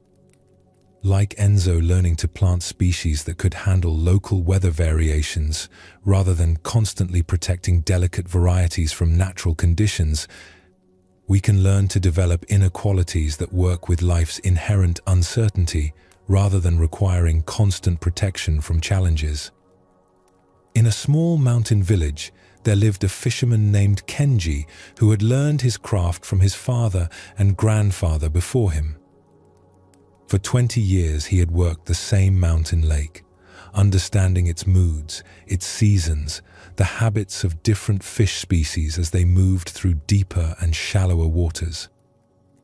Fishing was not just his livelihood but his meditation, his way of practicing patience and attention while providing for his family. Kenji had developed reliable patterns over the years. He knew which areas of the lake produced well in different seasons, which weather conditions brought fish closer to the surface, how to read the subtle signs that indicated good fishing days versus difficult ones. His neighbors often remarked on his consistency, his ability to return with food even when other fishermen found the lake uncooperative. But one spring, something changed in the lake ecosystem. Heavy rains in the mountains had altered water temperatures and nutrient levels. Construction of a new road had changed drainage patterns. The fish populations that Kenji had known for decades seemed to have disappeared almost overnight. Day after day, he would set out with his usual equipment to his familiar spots and return with empty nets. At first, Kenji assumed this was temporary. Mountain lakes often went through brief periods of poor fishing. He tried different locations, different times of day, different bait and techniques. But weeks passed without improvement. 0. 5. His family's food stores began to dwindle, and neighbors started offering help that he was reluctant to accept. The practical problems were serious, but the emotional impact surprised Kenji even more. His identity had become deeply connected to his skill as a fisherman.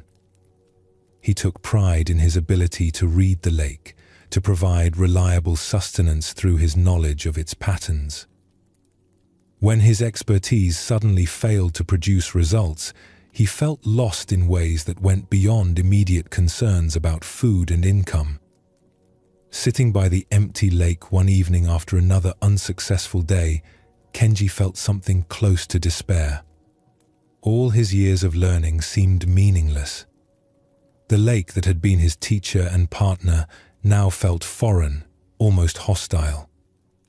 He questioned not just his fishing technique, but his understanding of the natural world, his place within it, his ability to navigate uncertainty. An elderly woman named Grandmother Hannah lived in a cottage near the lake shore. She had watched Kenji's struggles with compassion, but had waited to offer advice until she sensed he might be ready to receive it. That evening, she approached him as he sat staring at the still water. "The lake feels different these days," she said quietly, settling beside him on the rocky shore. "It's not the same lake anymore," Kenji replied with bitterness. "Everything I learned about fishing here seems useless now." "Tell me, what did you learn during all those years of successful fishing?" 0. 5. Kenji considered this. "I learned patience. How to read subtle signs. How to adapt my approach to different conditions. How to remain still and alert for long periods." "And do you still possess these qualities?" "I suppose so. But they don't help when there are no fish to catch." Grandmother Hana was quiet for several minutes, watching the sunset reflect off the water. "I've lived by this lake for 70 years, she eventually said.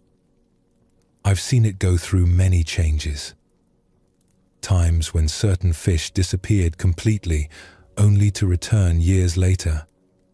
Times when new species appeared. Times when the water itself seemed to sleep. How do you bear watching something you love change beyond recognition? I learned that loving the lake meant loving all its phases, not just the ones that served my needs. The lake has never existed for my benefit alone. It follows its own rhythm, responds to forces much larger than my daily concerns. They sat in comfortable silence as stars began to appear. Then Grandmother Hana asked, "What if this difficult time is teaching you something that good fishing could not? What could it possibly teach me that 20 years of successful fishing didn't? What has this struggle revealed about your relationship with uncertainty?" Kenji thought about this honestly. It's shown me that I had become dependent on predictable outcomes. I thought my skill guaranteed success. When that guarantee disappeared, I felt helpless. And what else? That my sense of identity was too narrow. I defined myself by my ability to catch fish rather than by deeper qualities. Yes.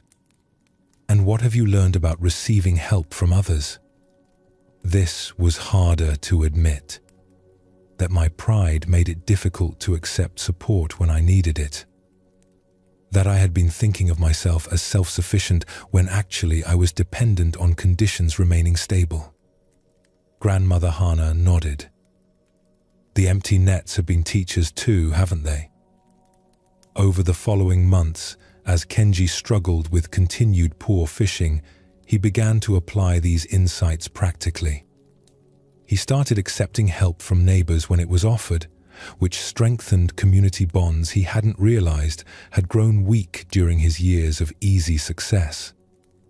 He learned other skills that could supplement fishing income, discovering that diversifying his capabilities made him more resilient. Perhaps most importantly, he began to relate differently to uncertainty itself. Instead of seeing unpredictable outcomes as personal failures, he started viewing them as natural aspects of depending on wild systems that followed their own patterns. This shift didn't eliminate his preference for good fishing days, but it reduced his suffering during difficult periods. The lake gradually recovered some of its fish populations, though never exactly as they had been before the environmental changes.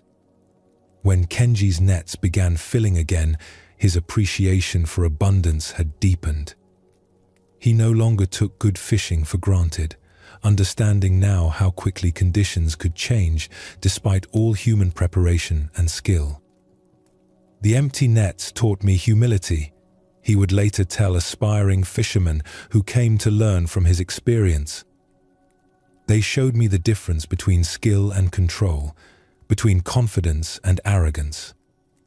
They revealed strengths I didn't know I had, and weaknesses I hadn't recognized. I wouldn't choose to repeat that difficult time, but I wouldn't trade what it taught me either." The fisherman's story illustrates how setbacks can reveal dependencies and assumptions that success keeps hidden. When conditions remained favorable, Kenji could maintain the illusion that his skill guaranteed outcomes. Only when that guarantee was removed did he discover both his over-reliance on external conditions and his inner resources for handling uncertainty. Buddhist philosophy recognizes this pattern throughout human experience. We often discover what we're attached to only when it's threatened or removed. We learn about our expectations only when they're not met. We find out what truly sustains us only when surface supports disappear. Kenji's empty nets served as what Zen traditions sometimes call great doubt, experiences that shake fundamental assumptions and create space for deeper understanding to emerge. The comfortable certainties that guide daily life can sometimes prevent growth because they don't require us to question or develop beyond our current level. When the fisherman learned to see himself as someone learning to navigate uncertainty rather than someone who should be immune to uncertainty, his relationship with difficulty transformed. The empty nets became information rather than judgment, experience rather than failure, teacher rather than enemy. Grandmother Hana's perspective represents the wisdom that comes from observing many cycles over time. She had witnessed the lake through various phases and understood that each period offered its own lessons and gifts. What seemed like devastating change from the perspective of human plans appeared as natural variation from the perspective of longer time frames. This doesn't minimize the real hardship that unexpected change can create. Kenji's family needed food, and his fishing skills had provided that need for many years. The practical challenges were genuine and required real solutions. But the suffering that came from believing the change shouldn't be happening, or that it reflected personal inadequacy, was optional and could be addressed through shifting perspective. The fisherman's eventual return to more productive fishing, though under changed conditions, illustrates another aspect of how difficulty teaches. Often, after working through major challenges, we find that previous capacities return but are now held more lightly. Success becomes appreciated rather than expected, provisional rather than permanent, gift rather than entitlement. Both Enzo and Kenji discovered that their painful experiences revealed important information about how to live more skillfully. The gardener learned to work with natural limitations rather than constantly fighting them. The fisherman learned to hold his expertise more humbly while developing backup resources for difficult times. These weren't consolation prizes for suffering, but authentic wisdom that emerged through engaging difficulty with awareness rather than just enduring it. The composting process that Enzo used with his dead plants provides a model for how conscious beings can work with painful experiences constructively. Raw pain, like fresh organic matter, often needs time and proper conditions to break down into elements that can nourish growth. Trying to rush this process or skip it entirely usually prevents the nutrients from becoming available. This suggests that healing from difficulty often requires patience with our own natural rhythms of integration.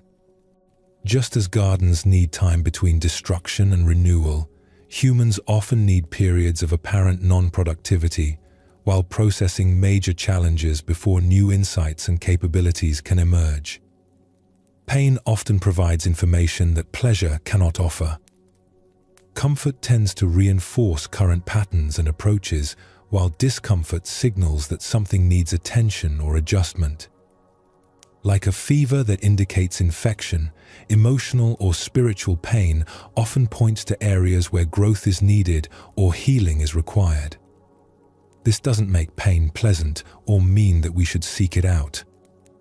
But it suggests that when difficulty arises naturally, approaching it with curiosity rather than pure resistance can reveal valuable guidance about how to live more wisely. The empty nets taught Kenji things about humility, community, adaptability, and the nature of security that full nets could never have shown him.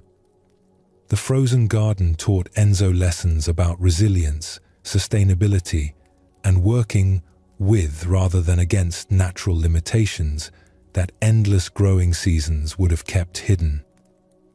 Both men found that their painful experiences ultimately strengthened their capacity for the very activities they thought the pain threatened. Kenji became a more versatile and humble fisherman. Enzo became a more skilled and realistic gardener. Their suffering served their growth in ways that constant success could not have achieved. Let these stories rest in your awareness now without needing to apply them immediately to your own life. The wisdom they contain doesn't require force or analysis to be helpful. Like seeds that germinate in their own time when conditions are right, insights often take root gradually and reveal their relevance when it's most needed. The Buddhist understanding of pain as a teacher doesn't demand that you feel grateful for your difficulties or pretend that suffering is pleasant. It simply suggests that since pain is inevitable in human experience, relating to it with awareness and patience often yields more beneficial results than relating to it with pure resistance and resentment. Your own painful experiences contain information about what you most need to learn, what requires healing, where your assumptions may need revision, what strengths you possess that haven't been fully developed. This information becomes available not through thinking about pain, but through staying present with it long enough for its teachings to emerge naturally. The breath itself demonstrates this principle. Each exhale involves a small death, a letting go of what you were holding. Each inhale involves a small birth, a taking in of what comes next. This cycle includes moments that might feel like loss and moments that feel like renewal, but the whole process serves the continuation of life. Nothing is wasted in the great composting of human experience. Everything breaks down eventually into elements that can nourish new growth. Your pain, your loss, your moments of feeling lost or broken have all been contributing to the rich soil from which your understanding continues to bloom. As we continue on our journey together, we come to something that sounds simple but proves endlessly challenging. The present moment. This awareness that is always available yet somehow easy to miss while the mind travels to yesterday's regrets or tomorrow's worries. Zen practice offers a gentle return. Not through force or discipline alone, but through discovering that presence itself has a quality of peace that makes returning to it feel like coming home. Tonight we explore how ordinary moments can become doorways to profound stillness when met with simple attention. In a monastery tucked into a hillside forest, the daily schedule was marked not by bells or gongs, but by gentle sounds that invited rather than demanded attention. There was no grand meditation hall with elaborate decorations. Instead, the monks practiced awareness throughout their ordinary activities, finding the sacred within the mundane rhythm of community life. Brother Takeshi had a simple responsibility that he had maintained for over 15 years. Each morning and evening, he would sweep the main pathway that connected the monastery buildings. It was not complicated work. The path was made of smooth stones with packed earth between them, bordered by carefully tended gardens on both sides. When Takeshi first arrived at the monastery as a young man, he had approached this task with the efficiency he had learned in his previous life as a city worker. Wake early, gather the broom and dustpan, move quickly along the path, removing leaves and debris, finish the job, move on to the next responsibility. The work took perhaps 20 minutes if done briskly, leaving more time for what he considered the real practice of meditation and study. But his teacher, an elderly monk named Jisho, had suggested a different approach. The pathway teaches many things to those who pay attention while sweeping it. He had mentioned one morning as Takeshi hurried past with his cleaning supplies. Perhaps it would be worth discovering what those teachings are. Takeshi had not understood what could be learned from such a routine task, but he respected his teacher and decided to experiment with moving more slowly. The next morning, instead of rushing through the sweeping, he deliberately took more time. He noticed details he had previously overlooked. The way morning dew made certain leaves stick to the stones, while others lifted easily. How the sound of the broom changed depending on whether he was sweeping wet or dry surfaces. At first, this slower approach felt inefficient and somewhat frustrating. His mind would wander to other tasks that needed completion, plans for the day, questions about teachings he had read the night before. But gradually, something began to shift in his relationship with this simple work. he started to notice that the pathway showed different patterns each day. Some mornings brought heavy accumulations of fallen leaves that required patient, systematic clearing. Other mornings revealed just a light scattering of debris that could be gathered quickly. Rainy periods created muddy patches that needed careful attention. Dry spells left dust that required a different sweeping technique entirely. Instead of treating these variations as obstacles to completing the job efficiently, Takeshi began to see them as information about natural cycles and changing conditions. The pathway was teaching him about seasons, weather patterns, the life cycles of the plants and trees that surrounded it. What had seemed like mindless work started to feel like a conversation with the environment. Perhaps more importantly, he began to notice his own mind's patterns as he swept. Some days he felt energetic and alert, moving with ease and satisfaction through the work. Other days he felt tired or distracted, and the same simple task seemed burdensome. Some mornings his thoughts were clear and focused. Others brought mental chatter that pulled his attention away from the immediate activity. Rather than judging these variations in his mental state, Takeshi learned to observe them with curiosity. He discovered that trying to force concentration when his mind felt scattered usually made the distraction worse. But accepting whatever level of attention was naturally available and working with it gently often led to moments of surprising clarity and presence. One morning, several months into this more mindful approach to sweeping, something unexpected happened. As Takeshi moved slowly along a section of the path, completely absorbed in removing autumn leaves that had fallen overnight, he suddenly realized that his usual mental commentary had completely stopped. For perhaps 10 or 15 minutes, there had been only sweeping. No thoughts about yesterday or tomorrow. No internal dialogue about the work itself. Just the simple motion of the broom, the sound of leaves gathering, the feeling of his feet steady on the stones. The experience was not dramatic or mystical. It was simply a period of complete presence with the activity at hand. But the quality of peace that pervaded those moments was unlike anything Takeshi had experienced during formal sitting meditation. There was no sense of trying to achieve a particular state of mind. 0, 5. No effort to maintain concentration. Just natural absorption in the immediate task. When his teacher Jisho walked by later that morning and asked about the path cleaning, Takeshi tried to describe what had happened. "Master, while sweeping this morning, I seemed to disappear into the activity. There was no sense of someone doing sweeping, just sweeping happening by itself. It felt incredibly peaceful, but also ordinary."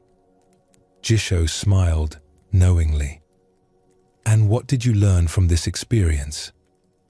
"That presence isn't something I have to create or achieve. It's already here when I stop interfering with it." "Excellent. And what else?" Takeshi considered this.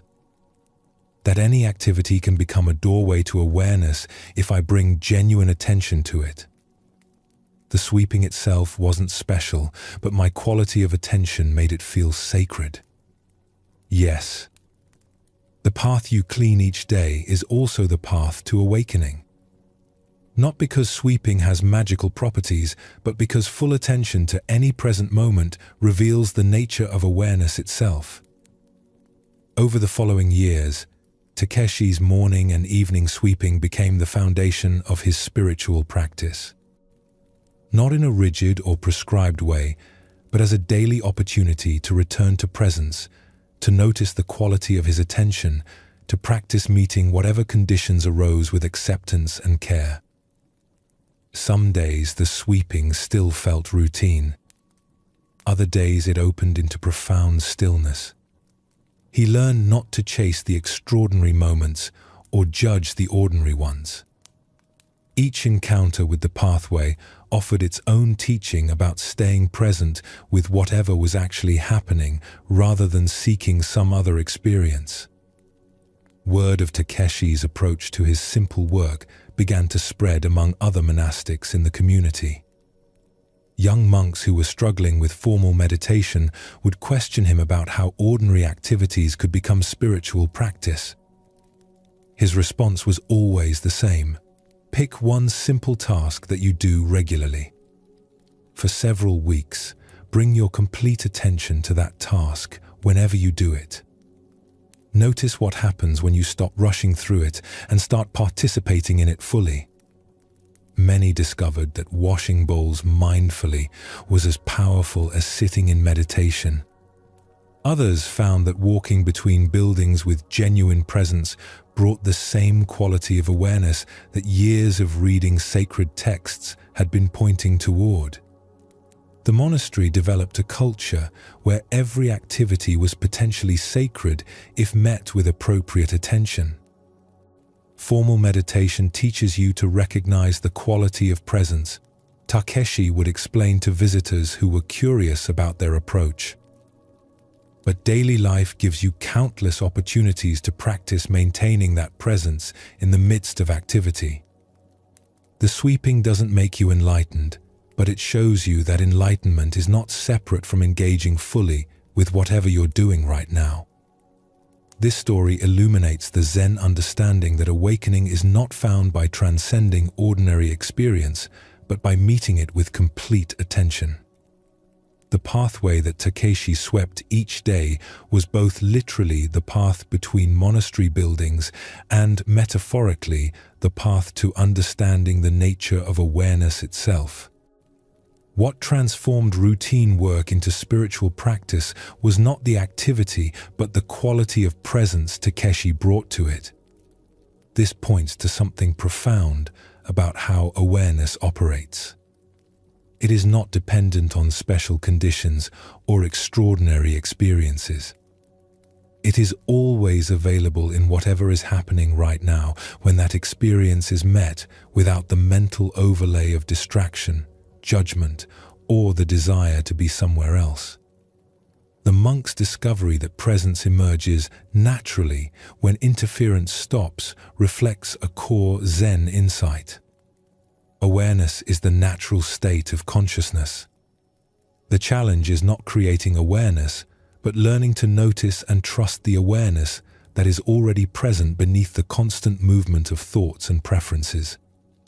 Takeshi's initial approach to sweeping represented how we often move through daily life. Efficient, goal-oriented, focused on completion rather than participation.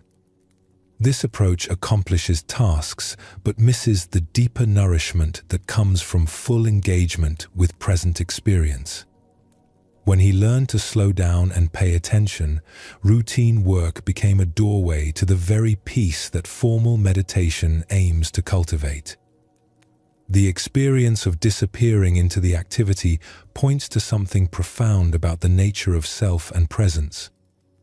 When complete attention is given to immediate experience, the usual sense of being separate from that experience often dissolves.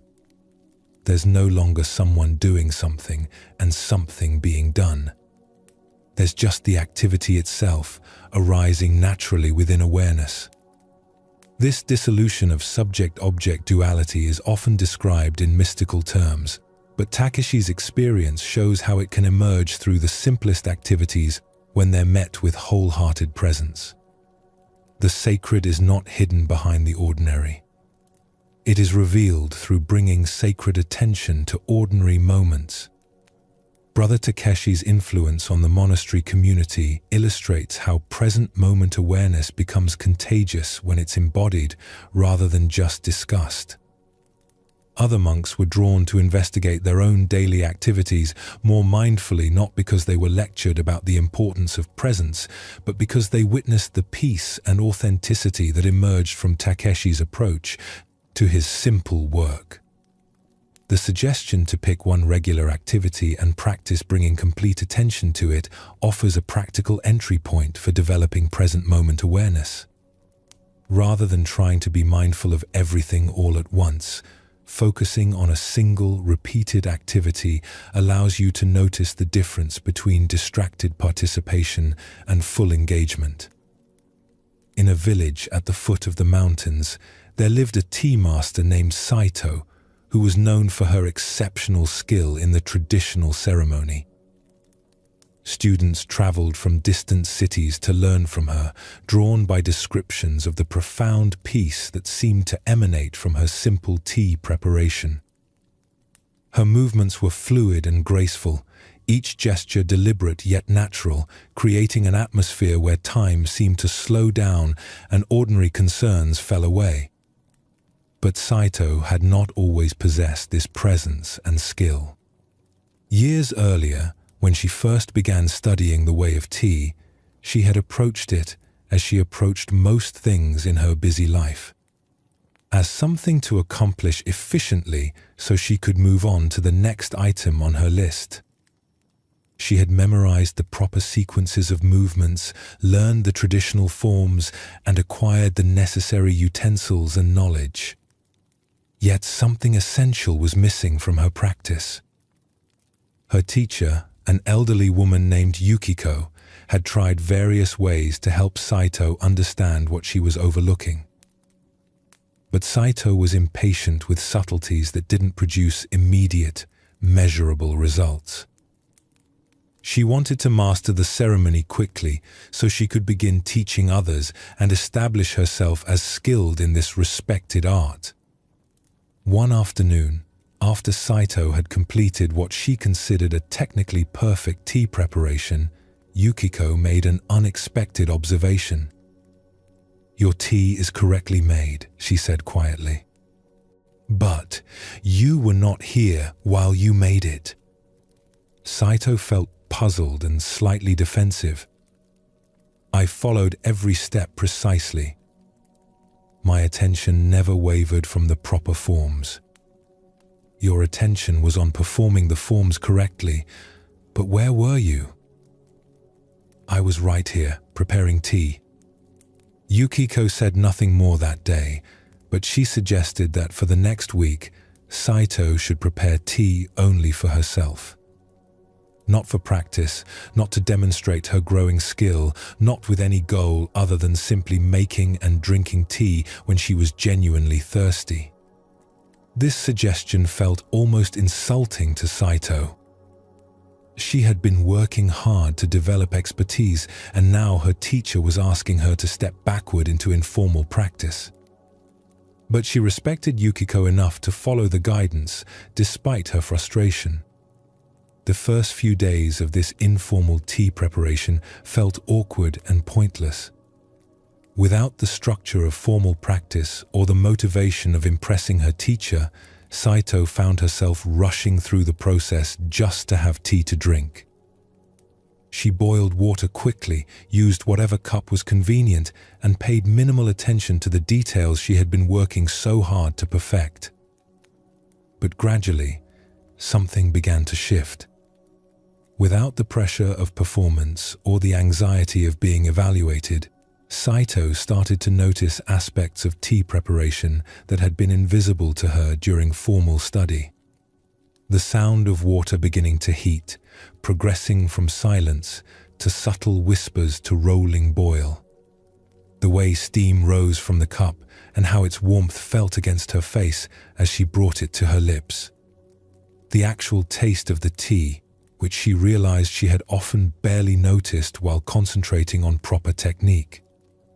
One morning, as she prepared her simple cup of tea before beginning other daily activities, Saito found herself moving more slowly than usual.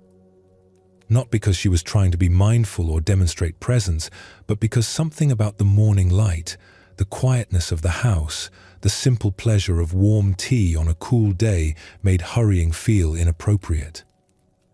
As she poured water over the tea leaves, she noticed that her breathing had naturally slowed and deepened.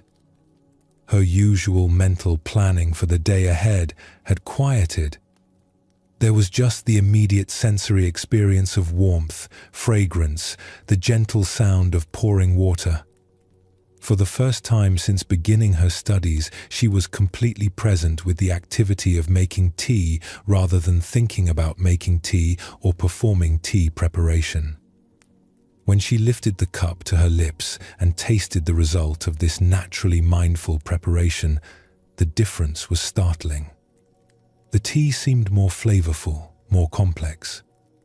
But beyond that, the entire experience had a quality of richness and satisfaction that her technically superior formal preparations had never achieved. That afternoon, when she met with Yukiko for her regular lesson, Saito shared what had happened during her morning tea. "Teacher, I think I understand now what you meant about not being present. This morning, I wasn't trying to make good tea or practice correctly. I was simply making tea because I wanted tea, and everything felt different." Tell me more about this difference. When I focus on performing the steps correctly, part of my attention is always evaluating how I'm doing, whether my movements are precise, whether I'm remembering everything properly. But this morning, there was no evaluation. Just the immediacy of water, tea, warmth, taste. Yukiko smiled. "And how did this tea taste compared to your most technically perfect preparations?" 0. 5. Much better. Not because my technique was superior, but because I was actually experiencing the tea instead of thinking about the process of making it. Now you begin to understand the way of tea. The forms and techniques are important because they free attention from having to decide what to do next. But their purpose is to create space for presence, not to become objects of attention themselves. Over the following months, as Saito continued integrating this understanding into her formal practice, her entire relationship with the tea ceremony transformed. Instead of performing sequences of movements that she had memorized, she began participating in each gesture as it arose. Instead of demonstrating her knowledge of proper forms, she used those forms as a framework within which genuine presence could unfold.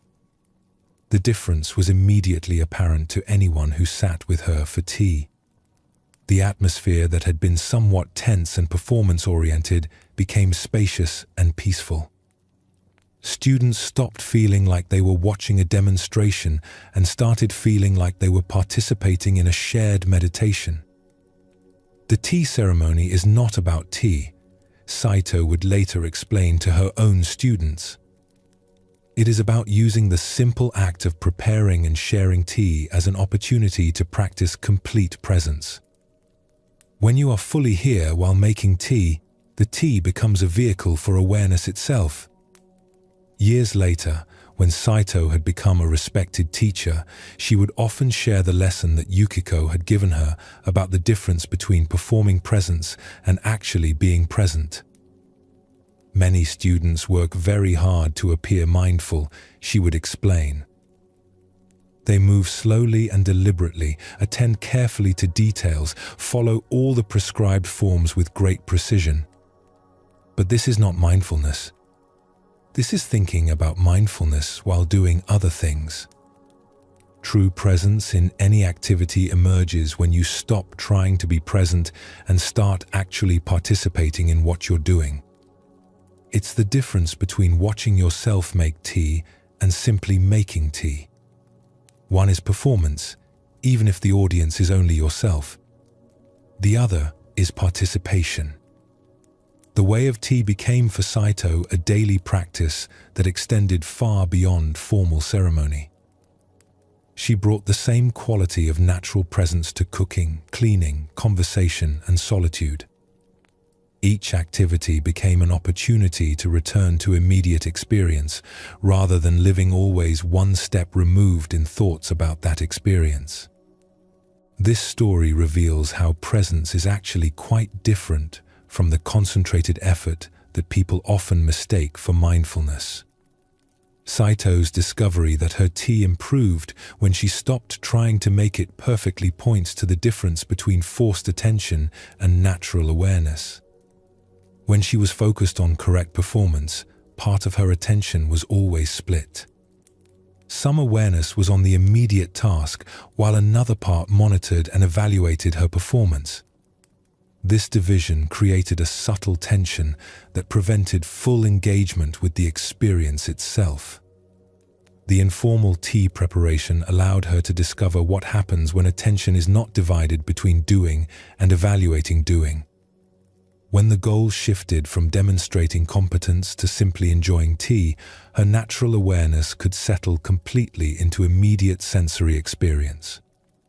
This illustrates something profound about how presence operates. It is not something you create through effort, but something you allow by reducing interference. When the mind stops dividing experience into performer and performance, subject and object, awareness naturally becomes absorbed in whatever is happening. The tea ceremony's forms and traditions served an important function once Saito understood their purpose. They weren't ends in themselves, but scaffolding that could support natural presence. By providing a structure for movement and attention, the forms freed her from having to constantly decide what to do next, creating space for awareness to rest in immediate experience. This points to something valuable about how contemplative practices work. Whether it's tea ceremony, walking meditation, or simple daily activities, external structure can support inner stillness. But the structure must be held lightly as a container rather than as the content itself. Saito's teacher understood that presence cannot be taught directly because it's not something you add to experience.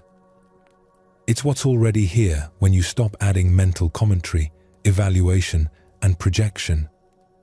The week of informal practice wasn't a step backward, but a way of discovering what had been missing from all the correct technique.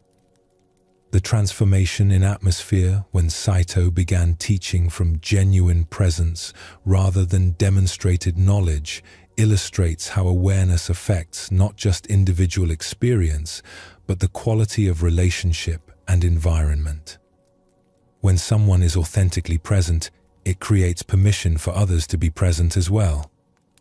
Her insight about the difference between performing presence and being present applies far beyond tea ceremony. In meditation, people often work hard to appear mindful to themselves, carefully monitoring their posture, breath, and mental states. But this self-conscious mindfulness can actually prevent the natural absorption that emerges when attention settles into direct experience. The same principle appears in conversations, where listening with effort to seem like a good listener is different from simply being interested in what someone is saying. It appears in work, where trying to be mindful while performing tasks creates a different quality of engagement than becoming absorbed in the tasks themselves. Saito learned that presence is more like falling asleep than like lifting weights. You create the right conditions and then allow something natural to occur rather than forcing it to happen.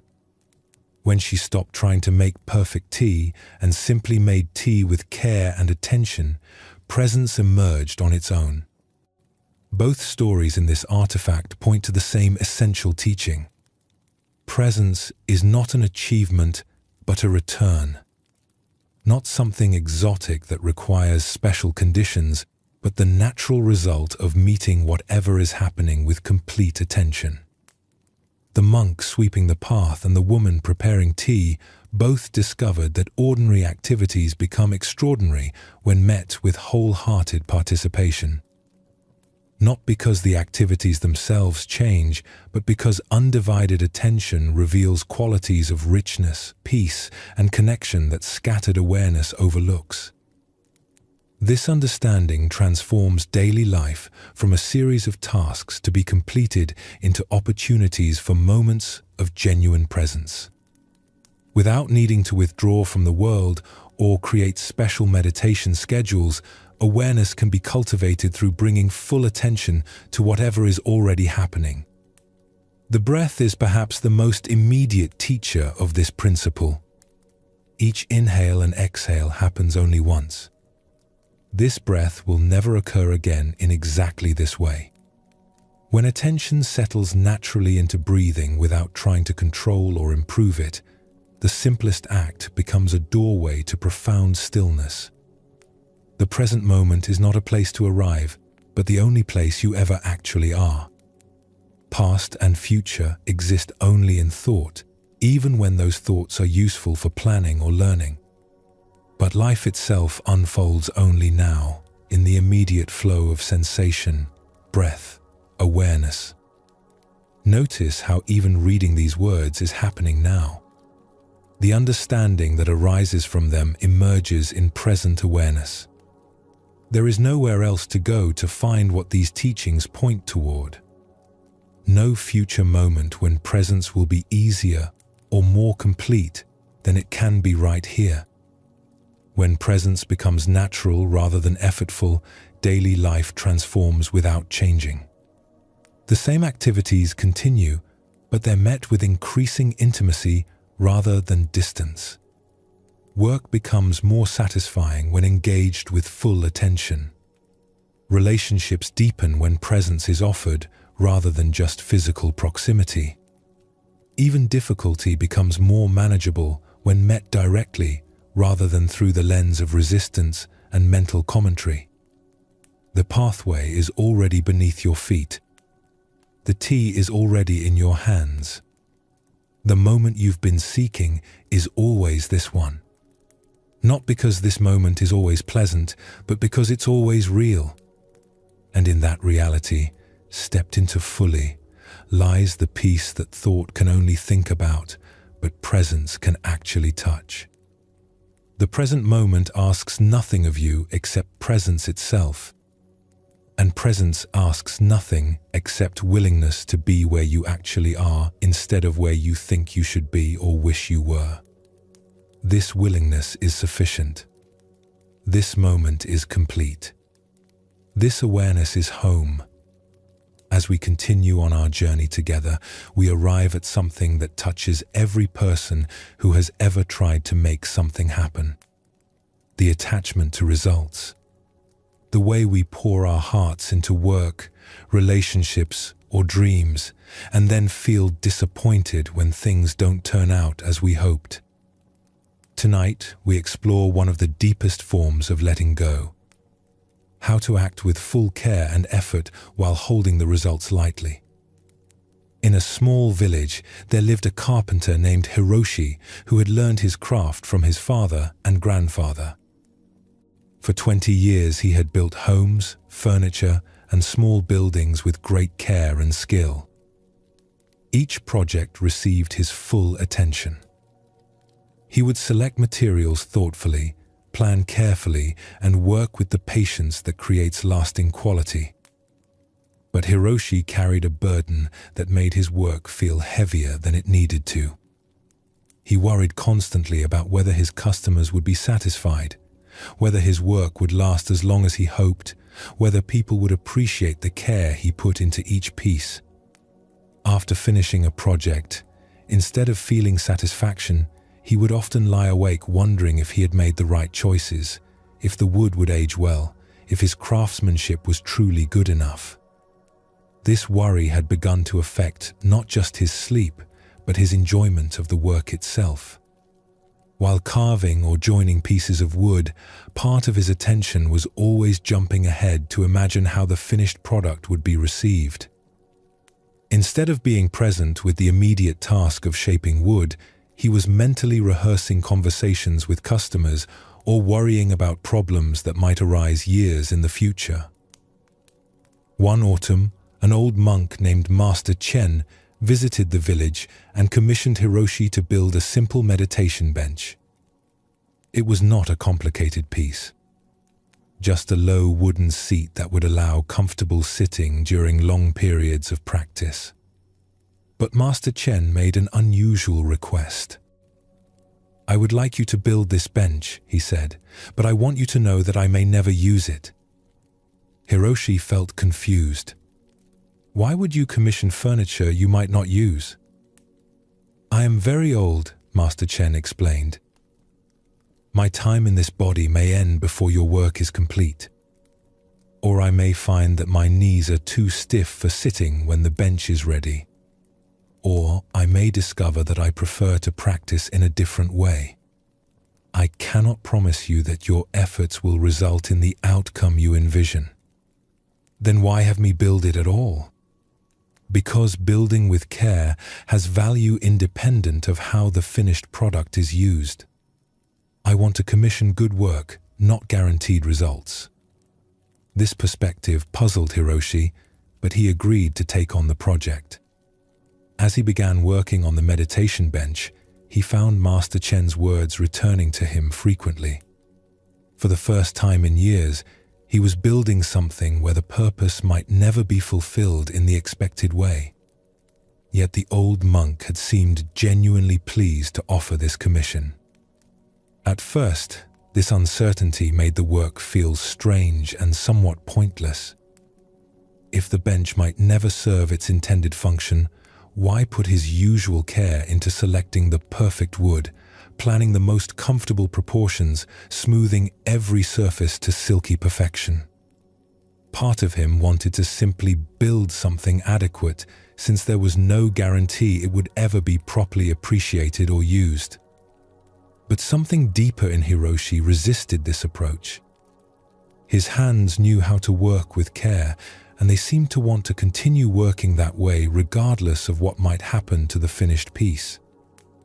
As he shaped and smoothed the wood, he began to notice that the satisfaction came not from imagining the monk's eventual use of the bench, but from the immediate experience of working skillfully with good materials. Working on a project with uncertain outcomes gradually revealed something that 20 years of worrying about results had hidden from him. He loved the work itself. The smell of freshly cut wood, the feel of grain beneath his hands, the satisfaction of joints fitting perfectly together. These pleasures existed completely independent of what happened after the work was done. As the weeks passed and the bench neared completion, Hiroshi realized that his usual anxiety about customer satisfaction was absent. Without the pressure of needing the outcome to justify his efforts, he could simply enjoy the process of creating something beautiful and functional. Each day of work felt complete in itself rather than just a step towards some future validation. When Master Chen returned to see the finished bench, his reaction surprised Hiroshi. Instead of examining the workmanship or testing the comfort as most customers did, the old monk simply placed his hand on the smooth wood surface and smiled. "This was made with love," he said quietly. "How can you tell?" "Because love always shows in the quality of attention given to small details. Look at these corners, this smoothness, the way these pieces fit together. This kind of care comes only when someone is present with their work, rather than focused on what the work will bring them." Master Chen did end up using the bench regularly during the remaining months of his life. But more importantly for Hiroshi, their conversation had revealed something about his relationship with all his work that transformed his experience of carpentry from that day forward. "I used to think that good results validated good work," Hiroshi would later tell his apprentices. "But I learned that good work is its own validation. When you build with care and skill, that care and skill exist whether or not the final outcome meets anyone's expectations. The wood receives your attention. Your hands develop greater sensitivity. Your mind learns patience and precision. These benefits exist independent of what happens to the things you create. Now, when I work, I still hope for good results. But I don't depend on those results for satisfaction. The satisfaction comes from doing the work well, from being present with each task, from offering my skills fully to whatever project is in front of me. This shift in approach had effects that reached beyond Hiroshi's shop. His customers began to notice something different about the furniture he built. It had a quality of groundedness and care that made even simple pieces feel special.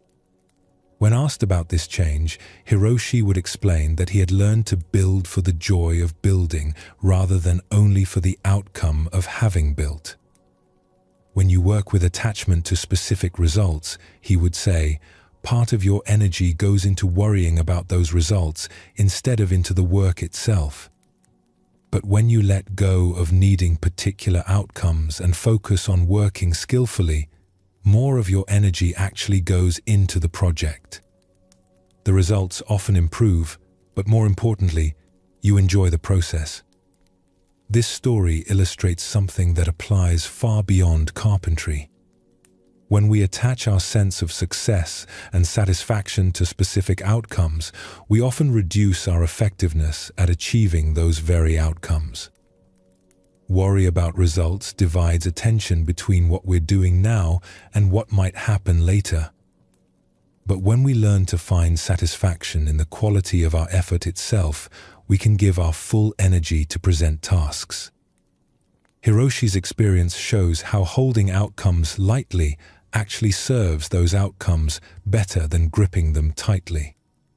His bench building was more skillful when he wasn't anxious about its reception. His enjoyment of carpentry increased when he wasn't measuring each project against future validation.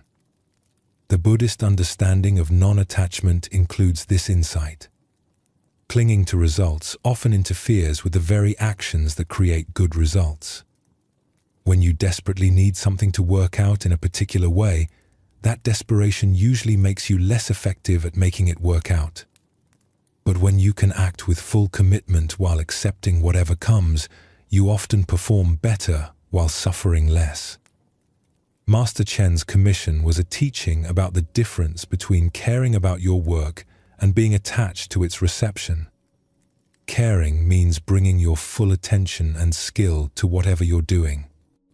Attachment means needing the results to validate your worth or efforts. The first supports good work. The second often undermines it. Hiroshi discovered that satisfaction could come from the process itself rather than only from external validation. This doesn't mean that results don't matter. It means that results become secondary to the quality of engagement you bring to your efforts. When the work is its own reward, good outcomes become gifts rather than requirements.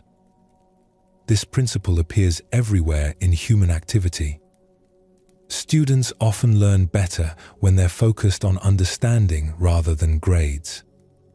Athletes often perform better when they're absorbed in playing rather than fixated on winning. Artists often create better work when they're engaged with the creative process rather than concerned primarily with recognition. The carpenter's story also reveals how non-attachment can improve relationships and reduce conflict. When Hiroshi stopped needing specific responses from customers to feel good about his work, he could interact with them more naturally. He was less defensive about criticism and less dependent on praise. This made his business relationships easier and more authentic. In a mountain village, there lived a young woman named Midori who had devoted herself to growing vegetables for her community. She had read extensively about sustainable farming methods, learned from experienced gardeners, and worked long hours preparing soil, planting seeds, and tending her crops with great care and hope. But farming, she discovered, involved factors completely beyond her control. Weather could destroy months of careful work in a single day. Insects might prefer her organic vegetables to the pesticide-treated crops on neighboring farms. Plant diseases could spread despite all her preventive efforts. Even when everything went well on her land, market conditions might mean that abundant harvests brought little income. In her first few years of farming, These uncertainties created constant stress for Midori. She would check weather forecasts obsessively, worry about every pest she noticed, and lose sleep during the vulnerable periods when crops were flowering or approaching harvest.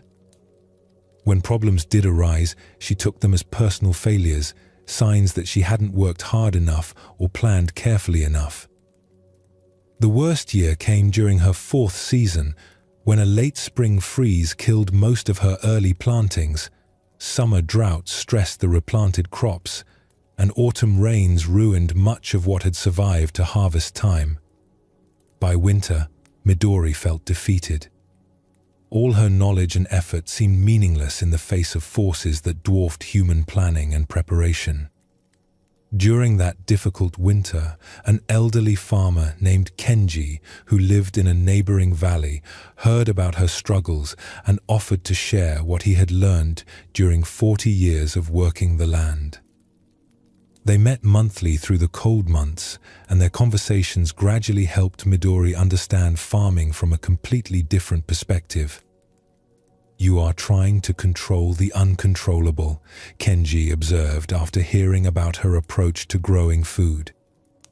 "You work as if perfect planning and effort should guarantee perfect results.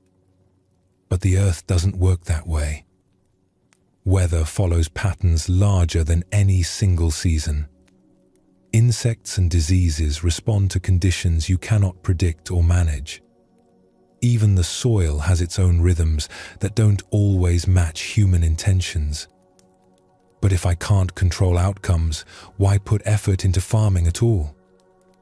Because growing food well requires great skill and attention, even though skill and attention don't guarantee particular results. You learn to read soil conditions, to time plantings wisely, to recognize and respond to problems early. These abilities have value whether or not any specific crop succeeds." Kenji explained his own approach to the uncertainties of farming. "Each season I plant with full care and attention. I use everything I know about selecting varieties, preparing soil, managing water, protecting plants from pests. But I plant knowing that some years will bring abundance, other years will bring loss, and most years will bring something in between. How do you handle the disappointment when crops fail despite good work? I grieve what is lost, learn what I can from what happened, and begin preparing for the next season. The crops that fail teach me as much as the crops that succeed, often more. Every season adds to my understanding, whether or not it adds to my income." As Midori listened to Kenji's stories of 40 years of variable harvests, she began to understand that farming was not a battle to be won, but a relationship to be developed. The land, the weather, the plants, the insects were all part of a complex system that she could learn to work with, but never fully control. "I used to think that accepting uncertainty meant being passive," she told Kenji during one of their winter conversations. "But listening to your experience, I see that accepting uncertainty can actually make you more effective because you're not wasting energy fighting things you can't change." Exactly. When you stop demanding that every season be a good season, you can respond to each season as it actually island. Wet years call for different strategies than dry years. Years with many pests require different approaches than years with few pests. Fighting against conditions uses energy. Working with conditions conserves energy for effective action. The next spring, Midori began farming with this new understanding. She still researched varieties carefully, prepared soil thoughtfully, and tended her crops with attention and care. But she held her expectations more lightly. Instead of needing particular outcomes to feel successful, she focused on responding skillfully to whatever conditions arose. When late frost threatened her early plantings, instead of feeling defeated, she covered what could be protected and accepted the loss of what couldn't be saved. When summer brought unusual rainfall patterns, she adjusted her watering and drainage strategies rather than lamenting the departure from normal weather. When pests appeared, she addressed them calmly, rather than taking their presence as a personal insult. This change in approach had effects beyond reduced stress and disappointment. Midori found that she made better decisions when she wasn't anxious about controlling results. She could assess situations more clearly, respond more appropriately, and learn more effectively from both successes and failures. Her farming improved not because she cared less about outcomes, but because she could think more clearly when not overwhelmed by attachment to specific outcomes.